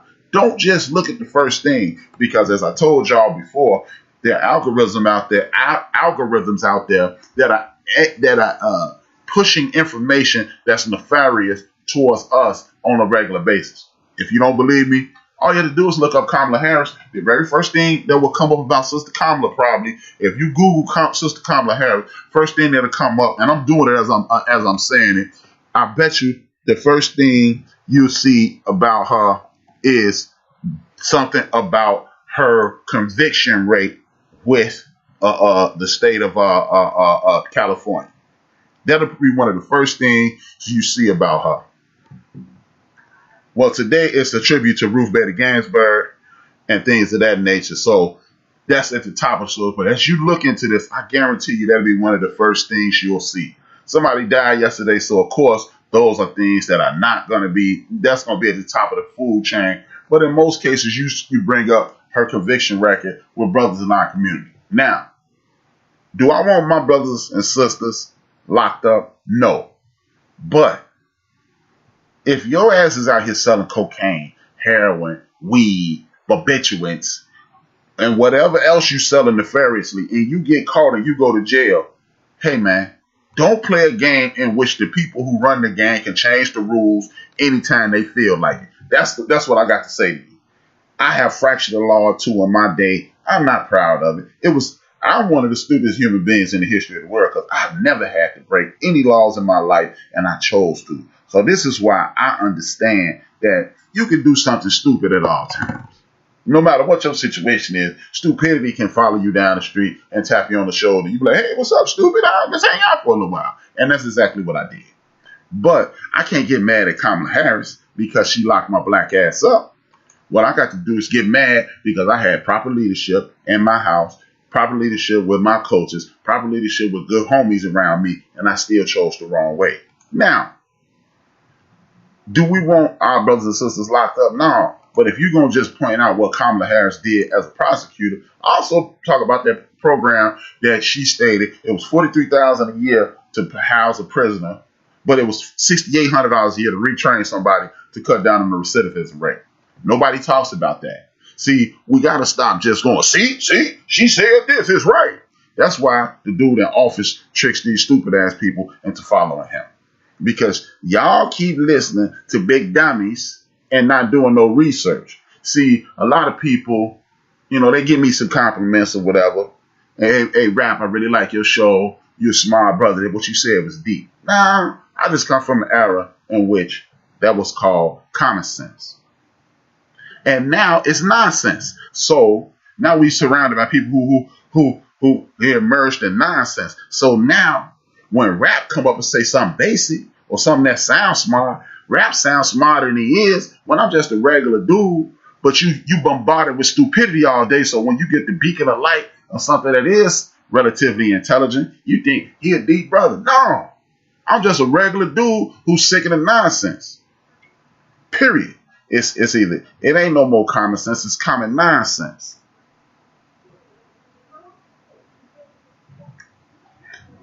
Different topic, but trainer Piranha Lewis died yesterday. I've talked about him on this show. Man, rest in peace to him too. Man, god damn, there's too many good people going. But again, this is what I'm talking about. We have to, this is why you must be engaged. Because that's one thing I like about RC being in my show. He brings information. If I make a mistake, RC will correct the mistake. He ain't in here flow showing, man, shut up, HRap, you don't know what you're talking about. Hey, bruh, this is what it is. And this is how we grow to be stronger. Now, if you don't want that information, then it's something really wrong with you. Because the only way you're going to get better is to try, make mistakes, pick yourself up and move forward. But back to Sister Harris, Sister Gainsbourg, and everybody in our community. We must engage because while everybody, you got people like the lady who named, I will never speak on my show because she's a piece of trash. She's a devil too, just like the president, just like the top cop, and just like the vice president, just like Mitch McConnell. And the reason I'm not going to say that sister's name is because those are identified with devils. I'm never going to say nothing bad about. I'm never going to say nothing bad about somebody in our community. Just like everybody else do, I'm covering up our mess too. Nah. Yeah, I said nah, like a kid, but that's how silly this the whole get down is. But back to what I was saying. When you think your vote don't count, you ruin the opportunity for Gainsbourg. Like, it's a lot of people that saying, my vote don't count. But I bet you, everybody who says my vote don't count got a cousin, a friend, or a neighbor who's been wrongfully convicted of something, wrongfully prosecuted about something, or done time for something they did not do, right? And you go to appeal that. Seeing how your president, Donald J. Trump, has put in damn near 300 judges, federal judges on the bench, those white nationalist dudes and sellouts, if they part of our community, those dudes are doing his bid. So when you step up in front of the bench and they go, oh well, I don't care, like the Supreme Court did with Ledbetter. Yeah, you're right, but we ain't gonna give you what you deserve. Until Gainsbourg stepped in and fixed it. Who's gonna be your Gainsbourg? Because your vote don't count. You just saw. You're in a situation in which you just saw clearly what happens when you don't vote. And I'm not telling you to vote for the lesser of two evils. I'm telling you to vote for the person who you can most manipulate so you can get them to do your work until you get somebody in play to do their work. You get a young man who's studious, much like myself, argumentative. I'm not saying I'm studious because I was not, period. Full stop. Let's go. You find you a young person who's studious, who's a history buff. He's willing to debate anything. You start talking to that young man about being into politics and you want to change the world. Now that young man has that in his mind, he's growing up thinking, I'm going to change the world, I'm going to change the world, I'm going to change the world, I'm going to change the world. And in 20 years, he's running for office and he's doing our bidding. You get a young lady in the same position. Now you got the next Thurgood Marshall. Now you got the next Kamala Harris. You got a kid who's tearing up stuff around the house, always taking things apart. Now you got a person who you're going to point them towards technology. You got a little kid that's doing, who's into science and that's the gory stuff entertains him. Now all of a sudden you got our next doctor or scientist. This is what we need to be doing every single day. Your nieces, nephews, cousins, grandsons, granddaughters, what have you. Because if we don't start setting up for 2050 today and then work backward, we will be in bondage. Understand that. We will be in bondage because anytime you got a dude like this white nationalist, fascist sitting in office who clearly lies and you have his base supporting the lies saying anybody would lie in that situation, you are in trouble. You are already, and I'm going to keep saying this, you are already in a white nationalist settler colonistic project. That's what you're in. The only way to get out of it is to fully engage. Now, if we do this what I'm asking for the next 10, 12, 15 years, and we are exactly where we are, then we, as guess what, 7 years into that 15 to 20, we realize we wasting our time, and then we go to plan B. But until we put 10 fingers, 10 toes into the action, we cannot say something is or is not going to work. I'm just saying, man, and waiting on other people like, hey, man, you're not, like I keep telling you, you waiting for approval. Hey, man, you're not speaking right. Speaking right. Did you understand what I said? You ain't got no business waiting on somebody to approve the way you speak. Ain't got no. But guess what? Everybody who needs to understand what I'm saying, they understood it. See, like I said, we keep waiting on approval. We don't want to speak our own language. We don't have our own language. Yes, we do. But we keep introducing it to other cultures, and they take it and monetize it. And then we go, yeah, man, we invented that. What good is that? I invented that. How much you got for it? Oh, I ain't getting nothing for it. Dummy. So, look, man, stop waiting on the approval of others. The way you dress. Think about it, man. When you see Frederick Douglass and a lot of our brothers back there with the damn original oppressors, the Lincolns, the Jeffersons, and all of them, they stand around in suits mimicking their oppressor. Just think about it, man. And if suits are your get down, man, be like my grandmother used to say, get casket shaved in. But that's not the only way to be successful. I've had people tell me, hey, man, you need to speak different because when you go to they always give me this because they know I have an entrepreneurial spirit. If you go into a bank and you can't speak properly, they're not going to give you the money. Lie. If you went into a bank, musty as a cow, smelling like a legitimate goat, with documentation that you can make money, with bank statements, a business plan, and everything you need, you could be musty as a goat. Ain't got no sounding like Jethro Bodine from the Beverly Hillbillies. And if you wrote out everything you can do and show them documentation that you can make them more money, they're going to be like, well, we ain't got no problem giving you this money. That's exactly what's going to happen. So stop fishing for approval from other cultures. Period. This is the only place in the world that says you're speaking wrong. Other places say you're using a different dialect. But we tell people they're speaking wrong because they're not speaking the way the people who oppress them speak. Listen to that. You speak different. You can speak another language that the people who kicking you in your ass don't understand.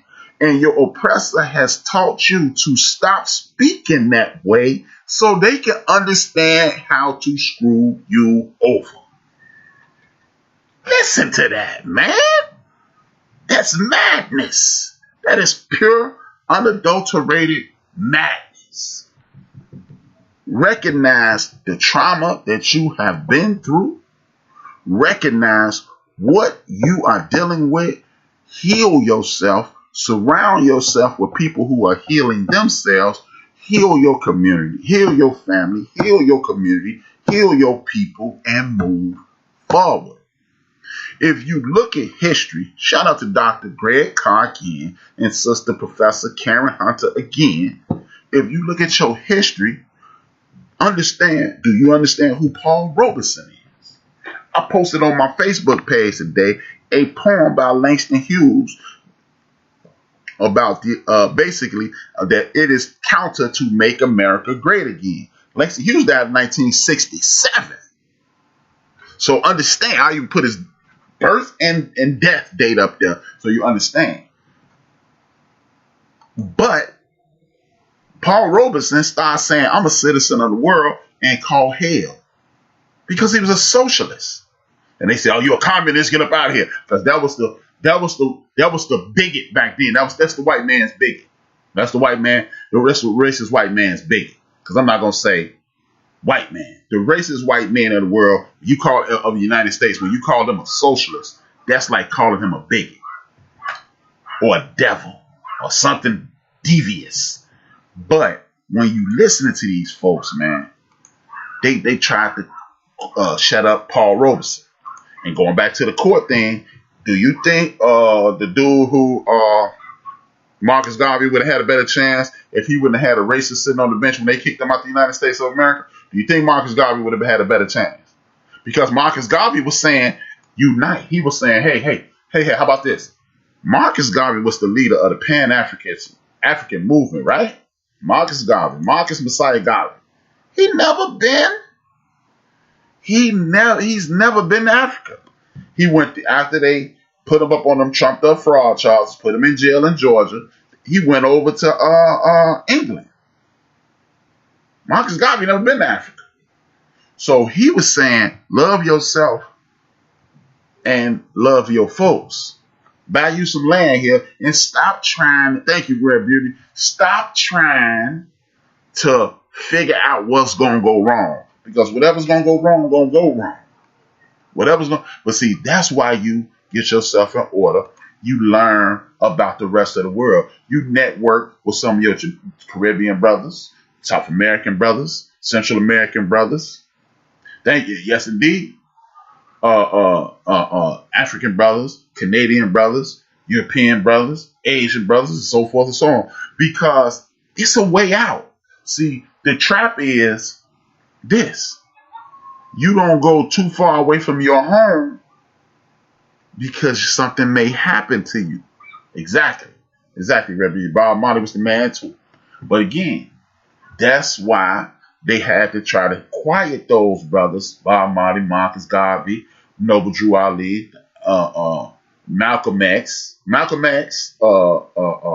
brother, our ancestor Malcolm X, our ancestor Medgar Evers, and people like that.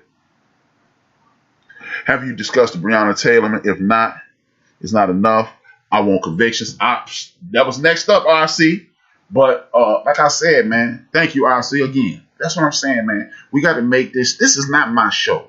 And as a matter of fact, man, if you want to call in, do so, man. 773-797-2409. 773-797-2409 is the number. You can call in if you feel like it. If not, continue to listen. Be a part of the show. This is not my show. This is our show because I want us to be able to have conversations about this and come up with solutions. I'm not into hate mongering. I'm not into pointing out flaws. I'm here to offer solutions or listen to a solution and empower my folks. Point blank, period. I'm not trying to hear that. 773-797-2409. I'm going to put it in the chat room in 2 seconds. If my dumb butt ever stop hitting the number lock button trying to do it without looking. I think I'm the biggest typist in the world. So, but but we have to stop looking for the acceptance of people who hate us, man. Who the hell are you for me to judge me? I don't need your approval. I don't need your approval by the way I dress. Like West Side dudes are notorious for being loud dressers. Loud dressers, man. Outrageous clothes. Royal blue and neon green. Hey, man, but that's your get down. I'm not here to judge you. You look country as grits. But that's neither here nor there. It's not my business. I'm going to laugh at you. I'm going to joke with you. But you know what? When them loud brothers be like the brother who y'all listened to the early part of the show, Tech from Smiff Wessun, he was on. That be the dude who help you. That'll be the dude who help you, man. If you, do yourself a favor. What I'm saying is manifested in the movie starring Samuel Jackson. I can't think of that brother, man. I can never think his name. He played the Falcon in the damn Marvel movies. Samuel Jackson and Neil Long on the Falcon. Samuel Jackson was this mad, loud, ghetto, drinking dude, and he was a stiff, close to the vest dude, and that's what happened. They united and got paid. Welcome to Build and Destroy. This HRap. What's your name? What you want to talk about? Hello, beautiful people. This is Rare Beauty. Thank you for calling in. Hello? I can't hear you. Okay, I just wanted to say real quick for the listeners and not the readers, like I said in the chat room, anytime people of color have any power I mean power by enough to make our people pay attention and listen and do what they need to do. They're taken down. Like they once said about Malcolm X, that man has too much power for one man. Well, you know what? Trump has plenty of power for one man, plenty of hate power. So you know what? He needs to be taken down. Everybody get your ass out there and vote. Excuse me for my language. No, ain't nothing wrong with your language. And do what you need to do. Hey, and you know what? It's like HRap said way back in one of his shows. Y'all need to make sure you get your passport just in case. And make sure you stay locked and loaded and protect your family. Because you know what? There are some people in Congress that have been on the news that have said to the public, if Trump loses, that, hey, we need to fight this and we need to fight it on the streets. Basically, in so many words. If you pay attention to the news, that's what he's saying. Yes. That it's going down. And the revolution will be televised. It's already being televised. The beginning of it, the intro of it, it's being televised every day. We can't get any other news. I've never seen one president in the history of since I've been alive that's been on the news every freaking day. Spit nothing but hate. And everybody sit around and allow him to do it. So let's just get ready. I mean, hey, ain't no sense in living if you ain't gonna die for something. And that's all I got to say. Everybody have a blessed evening. Thank you, HRap. Man, thank you. Thank you, Red Beauty. And anybody who see her name in the chat room, please follow so you'll get alerts for her shows, also music shows. Thank you, Red Beauty. Please call in as much as you like. Peace out. Peace out. Exactly. Hey, like the sister said, man. And the dude I was looking at, his name is Anthony Mackie. Him, Samuel Jackson, Nia Long starred in this movie called The Banker, and it shows you could be a straight-laced dude right down the middle, and people won't let you get it. And you could be a wild ghetto dude with a whole bunch of money and know the system. If y'all work together, you can get where you want to be.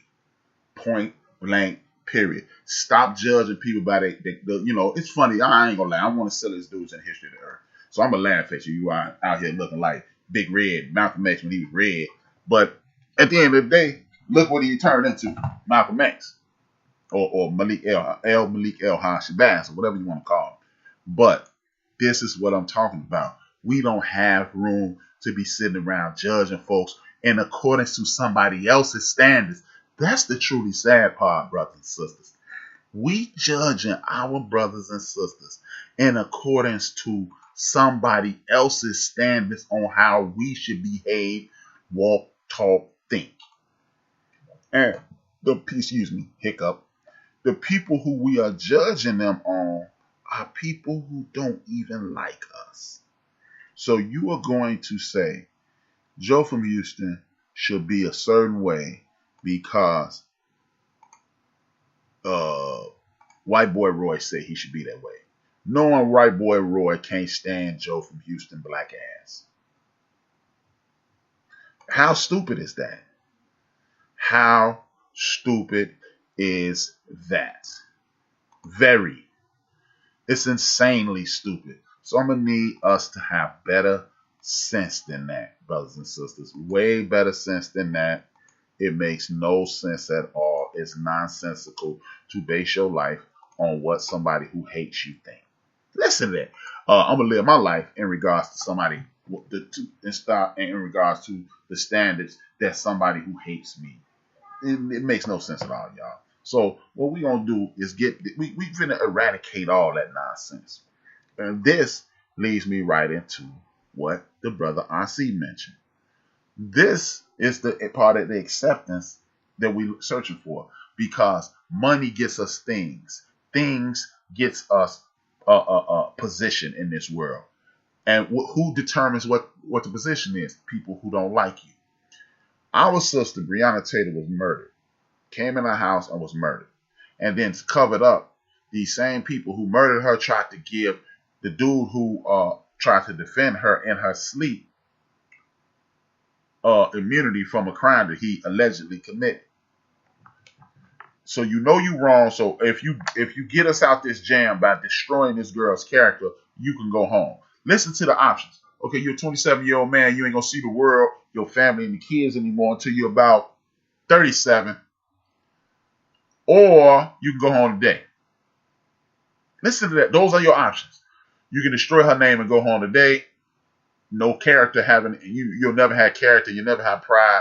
You'll never be anything but a lech for the rest of your life. Or you can sit in jail, sit in a cage for the rest of your life, ruining your life, never being able to go anywhere else. Because, for whatever reason, they call it paid your debt to society, but you got to continue to pay with that F over your head for the rest of your life. Felon over your head for the rest of your life. How about that? Dig that. Now, well, for those who don't know, our sister Breonna Taylor's family accepted a $12 million settlement. If anything, brothers and sisters, if any, Lord willing, nobody else whoever can, nobody else in the world, their kids should be able to shouldn't be taken away from them for the rest of the time we on earth. Please, thank you. Like my sister Karen Hunter say, put that in Jesus' name. Amen. Now, seeing how we just gonna pray on that, in the event that it doesn't happen, it does happen. Look at this the way y'all look at football. Tamir Rice and them got 2-3 million. Somebody else got 4-5 million. Somebody else got 3 or 4 million. Philando Castile got 3.5. If that white woman that the brother from Africa killed, her family got 20 million.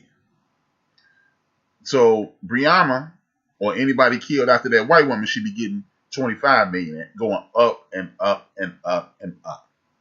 See, another thing is stop allowing money to determine what you're going to get. Because guess what? You've been poor or working class all this time.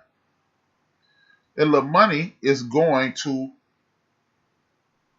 further divide your family, because there's going to be people standing around talking about where you have so you can give me. And they know that because that whole crabs in the barrel thing, I told y'all we not crabs. But if you look at crabs in their natural habitat, they don't just walk around the floor of the ocean trying to kill each other. But when you put things in a confined area like the projects or the hood, and you make them feel that they don't have any other options, guess what? They attack each other. And because you got all that money, you can help me. And you don't help me, now you've created an enemy in your own family.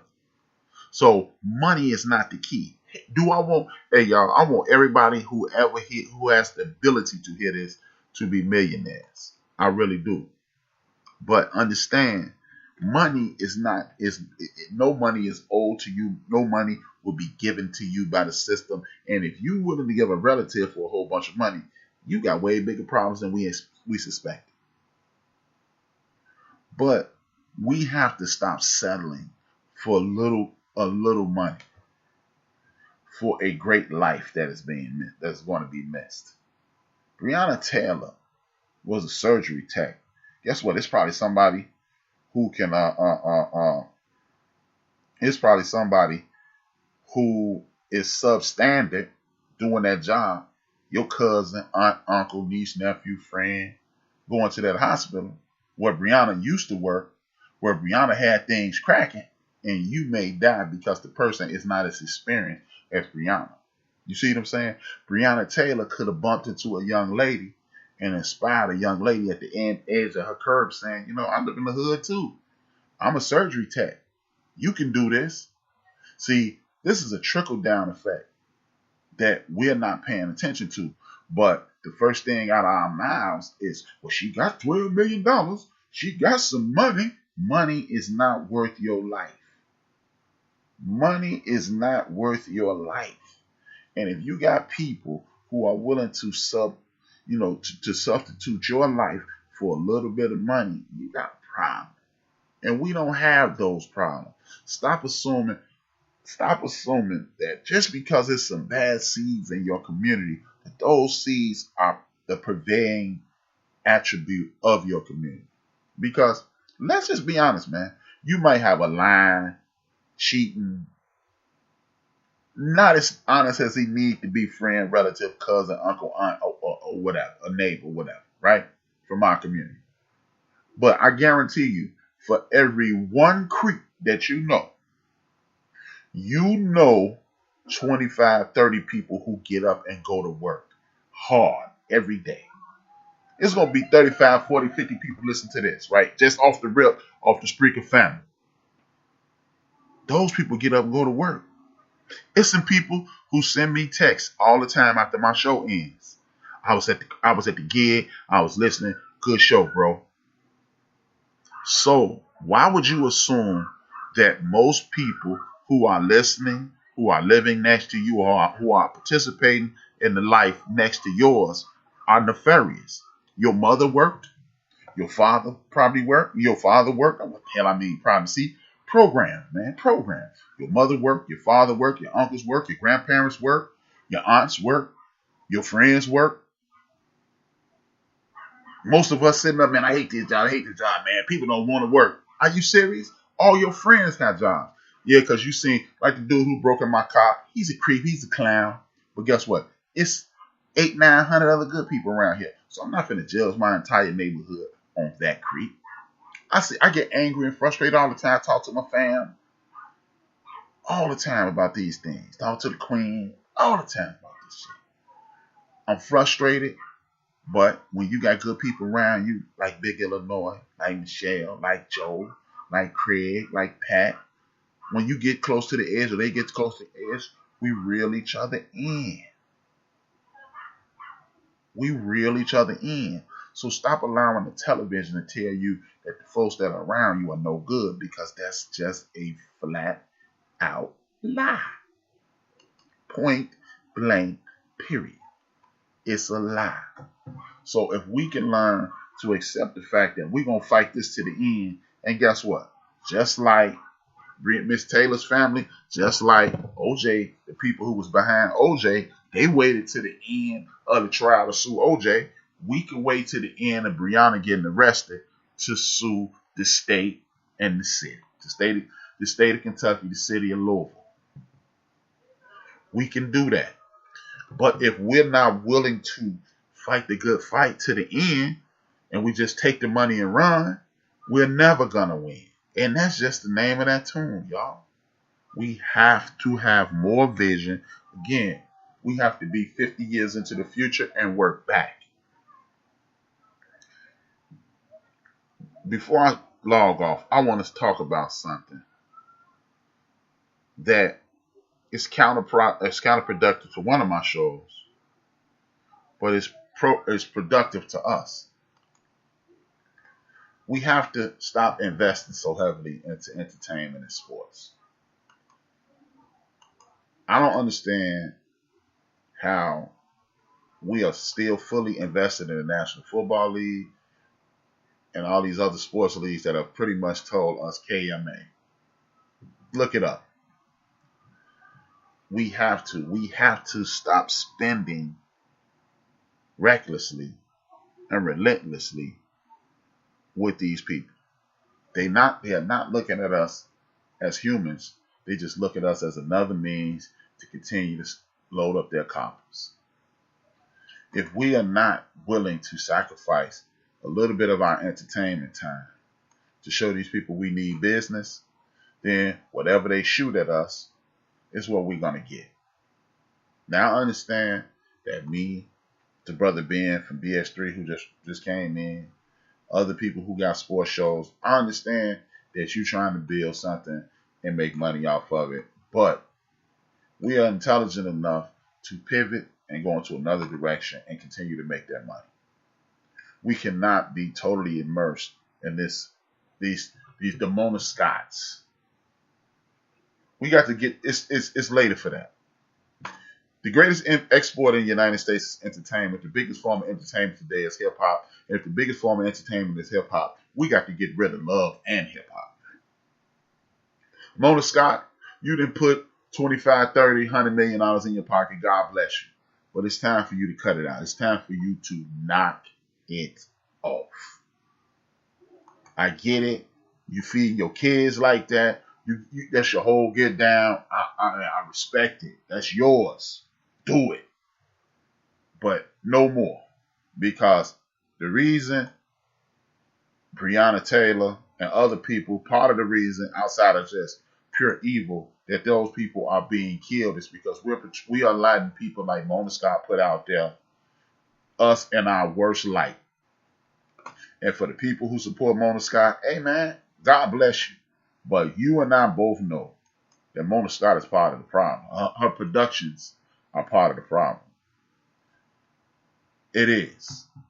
Because how is it that you don't have a problem pointing to Tupac, pointing to NWA, pointing to all the rappers that say something negative about having misogynistic ideas, objectifying women, but you don't have a problem? Where's the same energy when we talking about Mona Scott? She is a problem. Her product is a problem. Her product is a problem. Mona could put a way better class of individual on TV. You could do a whole lot better than what you're doing, Mona, and I'm asking you to do it. Or we need to run her out.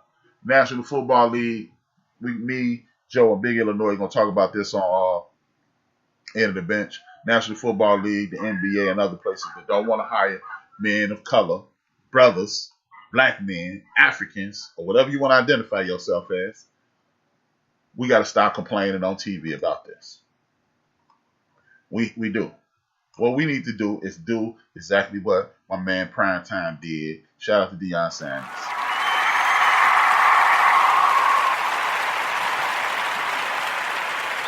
Deion Sanders more than likely knew an NFL team or NCAA team, one of the Power 5 teams would not hire him. So he went to Jackson State University and took the football job. So he's going to have 3 to 4 years to get that in order. And like I said, why are we standing around asking people for jobs when we know we can just point at a job when we have so much cachet that we can get it? Lord willing, Deion Sanders is as successful as I believe he will be, but this is what we must do. They fought tooth and nail to keep us out of certain universities, certain institutions, certain pockets of society. And we fought tooth and nail to get into them. I always use the analogy of a date or prospective mate. If you pursue a man or a woman, depending on who you are, and they just kept telling you, if they told you no, after a while, you would say, forget it then. I'm done. I don't want it. I don't want to deal with you then. But over the last 157 years, and for the last 400 plus years, people that look like me in the United States of America have been trying to date white America. It's time to say, let's just move on, and there's somebody else out here that loves you. Black America loves you. The allies of Black America loves you. Stop trying to be accepted by other cultures. Stop trying to be a part of the get down that don't want you to be a part of. I'm tired of hearing it. I'm tired of living it. I'm tired of experiencing it. And that's pretty much it. I am going to play the intro again in the event that you don't feel like going back and listen to the top of the show. I'm going to play the intro again. I want to thank everybody who listened to the show today. It's always good talking to you. Always good sharing with you. It's been a blast as usual. Please go to YouTube. Subscribe to the Built for This Network page. Just in Built for This Network, Built for This Radio.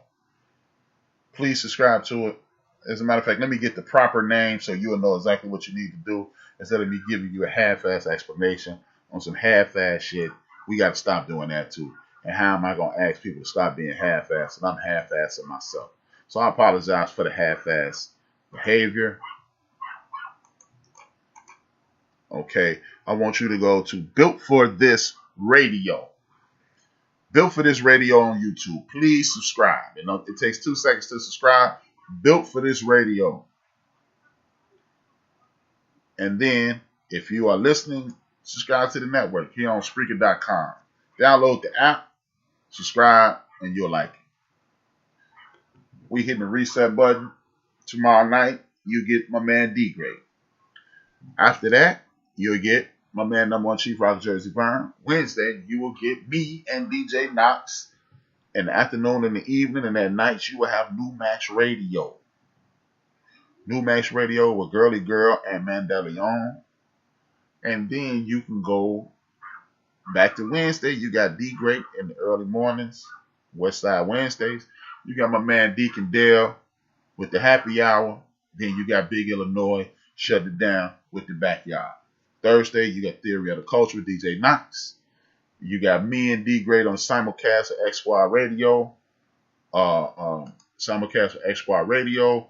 It's called the Couch Potatoes. And then sometimes Mandela Young, depending on time permitting, he has behind closed doors. Friday, you have DJ Knox in the evening. You got Big Illinois on the late night. Smooth grooves, dope show. Go listen to Big Illinois. He getting down. I want y'all to follow Rare Beauty. I want y'all to follow Ben from BS3. I want you to follow D Great and X Squad. I want you to follow anybody who in the show who has a program. You know, need you later tonight, Black Swan Experience. I want you to follow all these people, man, because without them and them supporting me and a lot of you guys supporting me, I'm just a dude talking to himself in a damn bedroom. But I want you guys to support this because we here to help. We here to enhance, and we in here to make things easier for each other. So I need you to, again, support DJ Red Beauty, Flavor Music. I need you to support MCDE. I need you to support Truth Radio. I need you to support New Max Radio. I need you to support X Squad Radio on Man D Great. And anybody else who come in here, Saint to be on late at night, Black Swan Experience. Man, you see somebody in my chat room, they support me. I need you to support them as well. Good music, good conversation, good vibes, good people. Salute to my man Reggie O'Shea, a.k.a. Combat Jack. He put the legs up under this podcast thing. He's a Black Podfather. That's what we call him. And he ended every one of his shows with this, and I do the same. That's an homage to him. Salute to my brother Tech from Smiff Wessun. Salute to the Boot Camp Clique. He didn't have a lot of time, but hey man, he gave me enough time. Much love. I cop all his music. Super dope brother. And I'm gonna end the show like I always do. Dream those dreams. Dream your dreams and man up and woman up and live your dreams. Because life without dreams flows in black and white, and life with dreams flows in technicolor and surround sound. Thank you for tuning in. This HRap B. 2 fingers, 1 word. I'm out. Please continue to listen because what you're going to hear is excellent. We are built for this network, for the strong, not the weak.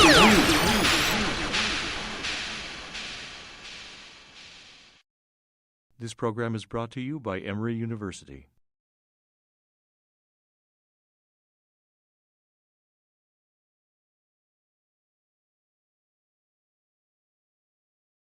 One of the things that I find absolutely fascinating is how the possibility of what the civil rights movement could have been as a human rights movement.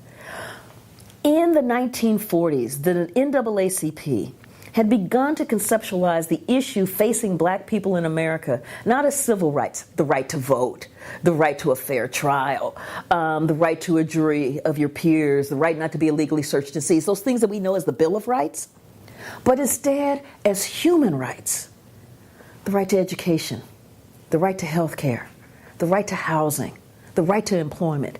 And the thing that was driving the NAACP to, in fact, look at this was the condition of black America in the 1940s. You know, the massive discrimination, the kinds of public policies that were being put in place that systematically excluded African Americans from the bounty of America. For instance, there was the Social Security Act in the 1930s. We understand Social Security today. But in the 1930s, it was put in place because people had worked so hard, only to have the economic destruction of the Depression throw them out of work with absolutely nothing, barely the clothes on their backs. And these are people who had worked for 30, 40 years. So what happened with the Social Security Act is that you have this powerful, wonderful piece of legislation And then the Southern Democrats made sure that what was inserted in this legislation to provide the safety net was to in fact exclude two of the major occupations that African Americans held: domestic workers and the agricultural field. So in fact, you had 70% of African Americans excluded from Social Security for decades. This is part of what the NAACP is looking at. What they're also seeing in terms of education, we think about the Brown decision of 1954. But going before that, as the NAACP was looking at the conditions in these poll tax states, such as South Carolina, Georgia, Alabama, Mississippi, Louisiana, because the quality of education was so horrific for African Americans, over 50% of adult African Americans over the age of 25 had less than 5 years of formal education. Begin to think about what that means when you've got over half of your adult population having less than 5 years of formal education. Think about how well you're able to navigate in a society, in an economy that is becoming more technologically advanced with 5 years of formal education. This is what the NAACP is looking at. What they're also seeing is that in terms of healthcare, you've got this Jim Crow education system. The American Medical Association is saying that for every 1,500 in the population, you need one doctor. The average for African Americans was one for every 3,337. Think about what it takes to be able to go in and see your doctor. If you got one for every 3,337. In Mississippi, it was one for every 18,527. This is what the NAACP is saying. And when they're looking at this, they're saying, the right to vote is important. It is powerful. The right to a fair trial. Given what we've been looking at in terms of the lynchings, in terms of the Southern justice, absolutely. But it's not going to be enough to break centuries of slavery and Jim Crow. We need to have human rights. And one of the vehicles that they began to look at was the founding of the United Nations, which came out of the Second World War, which came out of the atrocities of Nazi Germany, which came out of the atrocities of Japan, that Japan had committed in Asia, in China, in Indonesia, in Korea.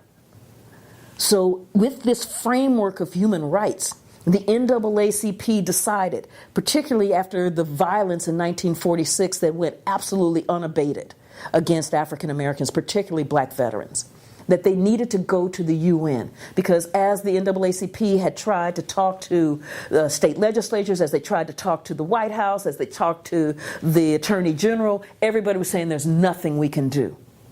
And so as you're looking for these levers of power, they breached the citadel of the United Nations and the Commission on Human Rights. And they presented a petition, an appeal to the world. Now, this petition was beautifully done. It was led by W.E.B. Du Bois, who was a co-founder of the NAACP, and it began to document the systematic violation of human rights in the United States against African Americans.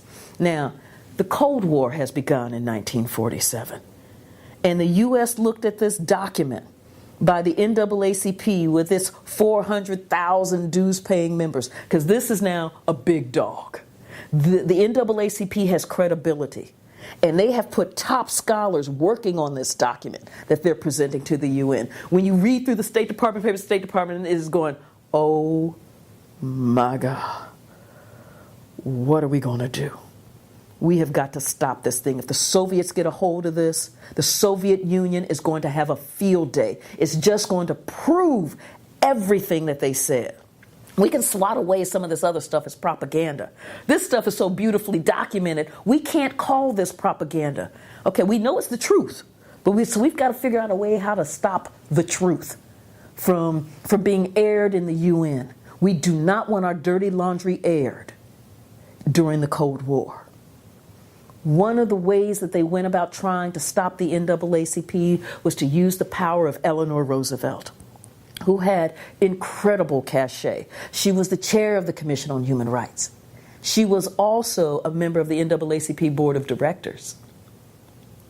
as that petition is moving its way through the UN, Eleanor and the State Department pulled that thing back, stomped on it, beat on it, used every Robert's Rules of Order to strangle that thing, bury it in the bowels of the UNs, hoping that it would never see the light of day. Now the Soviets are in there fighting, going, oh no, I think this is a really good thing, and we really need to talk about this. And the US is like, no, we don't. But no, we don't. We do. What? Talk about what thing? There's no petition here. When that thing got strangled, part of what then leads to the NAACP moving off of its framework of thinking about the struggle for black equality as a human rights struggle was, because this was the Cold War, Eleanor Roosevelt and the State Department said, oh, you must be a communist. Only a communist-dominated organization would have the audacity, the temerity, the nerve to create a document like this and send it to the United Nations. That's a communist stunt.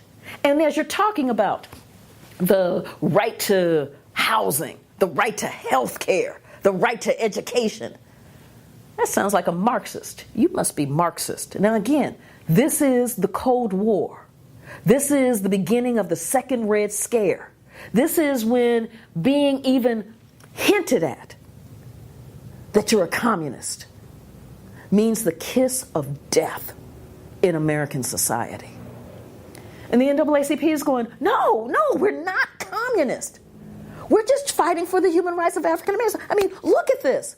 We have African Americans, over 50%, who have less than 5 years of education. That's a problem. No, the problem is that you went to the United Nations. Well, we tried to, no, the problem is you must be a communist. The problem is you must be red. Do you want to end up on the Attorney General's list of communist-dominated organizations? And the NAACP was like, oh my God, we have got to figure out a way oh my, what do we do now? And what you begin to see them do is to pull back from human rights as the foundation for black equality in the United States.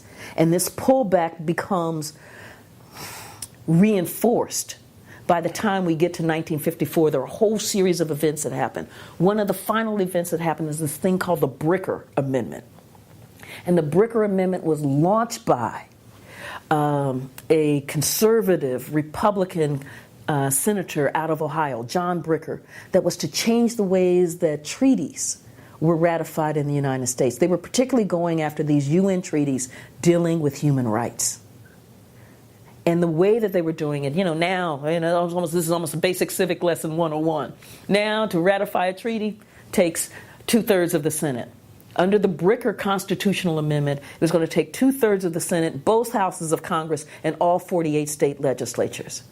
Begin to think about the Mississippi State Legislature discussing the Genocide Convention. The Southern Democrats were already clear as they looked at the Genocide Convention, which came out of the Holocaust. They said, oh, this looks like a backdoor method to a federal anti-lynching bill. We've got to stop this. The Southern Democrats were very clear. Senator Walter George out of Georgia said, as I look at these human rights treaties, they just might affect the colored question. Meaning that it was going to change the place of African Americans in American society. That it was in fact going to be freeing. That in fact by providing education, then all of a sudden economic opportunities begin to open up. And as economic opportunities begin to open up, then that laboring that happens in the fields that the South so depended upon, all of a sudden wouldn't be there. This was frightening because it was going to change the balance of power. So what it took to bring down the Bricker Amendment, because it had the necessary 2/3 votes in the Senate to go out into the states for the constitutional amendment to be ratified, is that you got, for one thing, you got massive lobbying by Eisenhower. President Eisenhower is looking up going, Man, this looks like the old Articles of Confederation. And, we're trying to do this NATO thing. We're trying to be the leader of the free world. And now, all of a sudden, if I have absolutely no power and the states have to ratify everything, we're not going to get anything done. And we're trying to fight the Cold War. And yes, we know that all of this stuff about the right to health care, that's socialism. I have no problem with that. But we already have a process in place to stop that from darkening America's doorstep. Do not pass the Bricker Amendment. Senate looked at him and went, shh, we got work to do. And so when this bill is coming down and they're voting and they're counting their heads, 1,000, and it's like, yes, yes, yes. It looks like they've got their 2/3. And then somebody says, where's Harley? Where's Harley? Where's Harley Kilgore? Democrat out of West Virginia. And they're looking for Harley. They're looking for Harley. Somebody says, shh. They're running all over the building trying to find him. Somebody says, has anybody tried the bar across the street? So they send the Senate pages out trying to find Harley. There he is at the bar across the street in the middle of this landmark historic vote. And he is lit.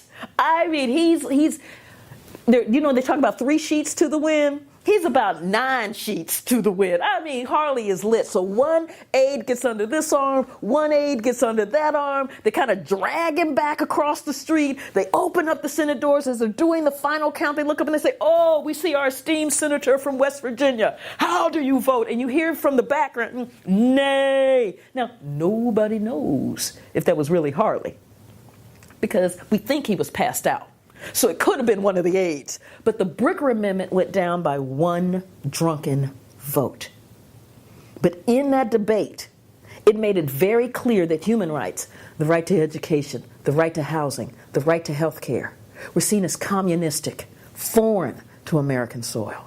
When the Bricker Amendment is defeated in 1954, the themes that course through it are still there. So when the official civil rights movement begins in 1954 with the Brown decision, and then in 55 with Montgomery, you already have a very narrowed frame in order to fight for black equality.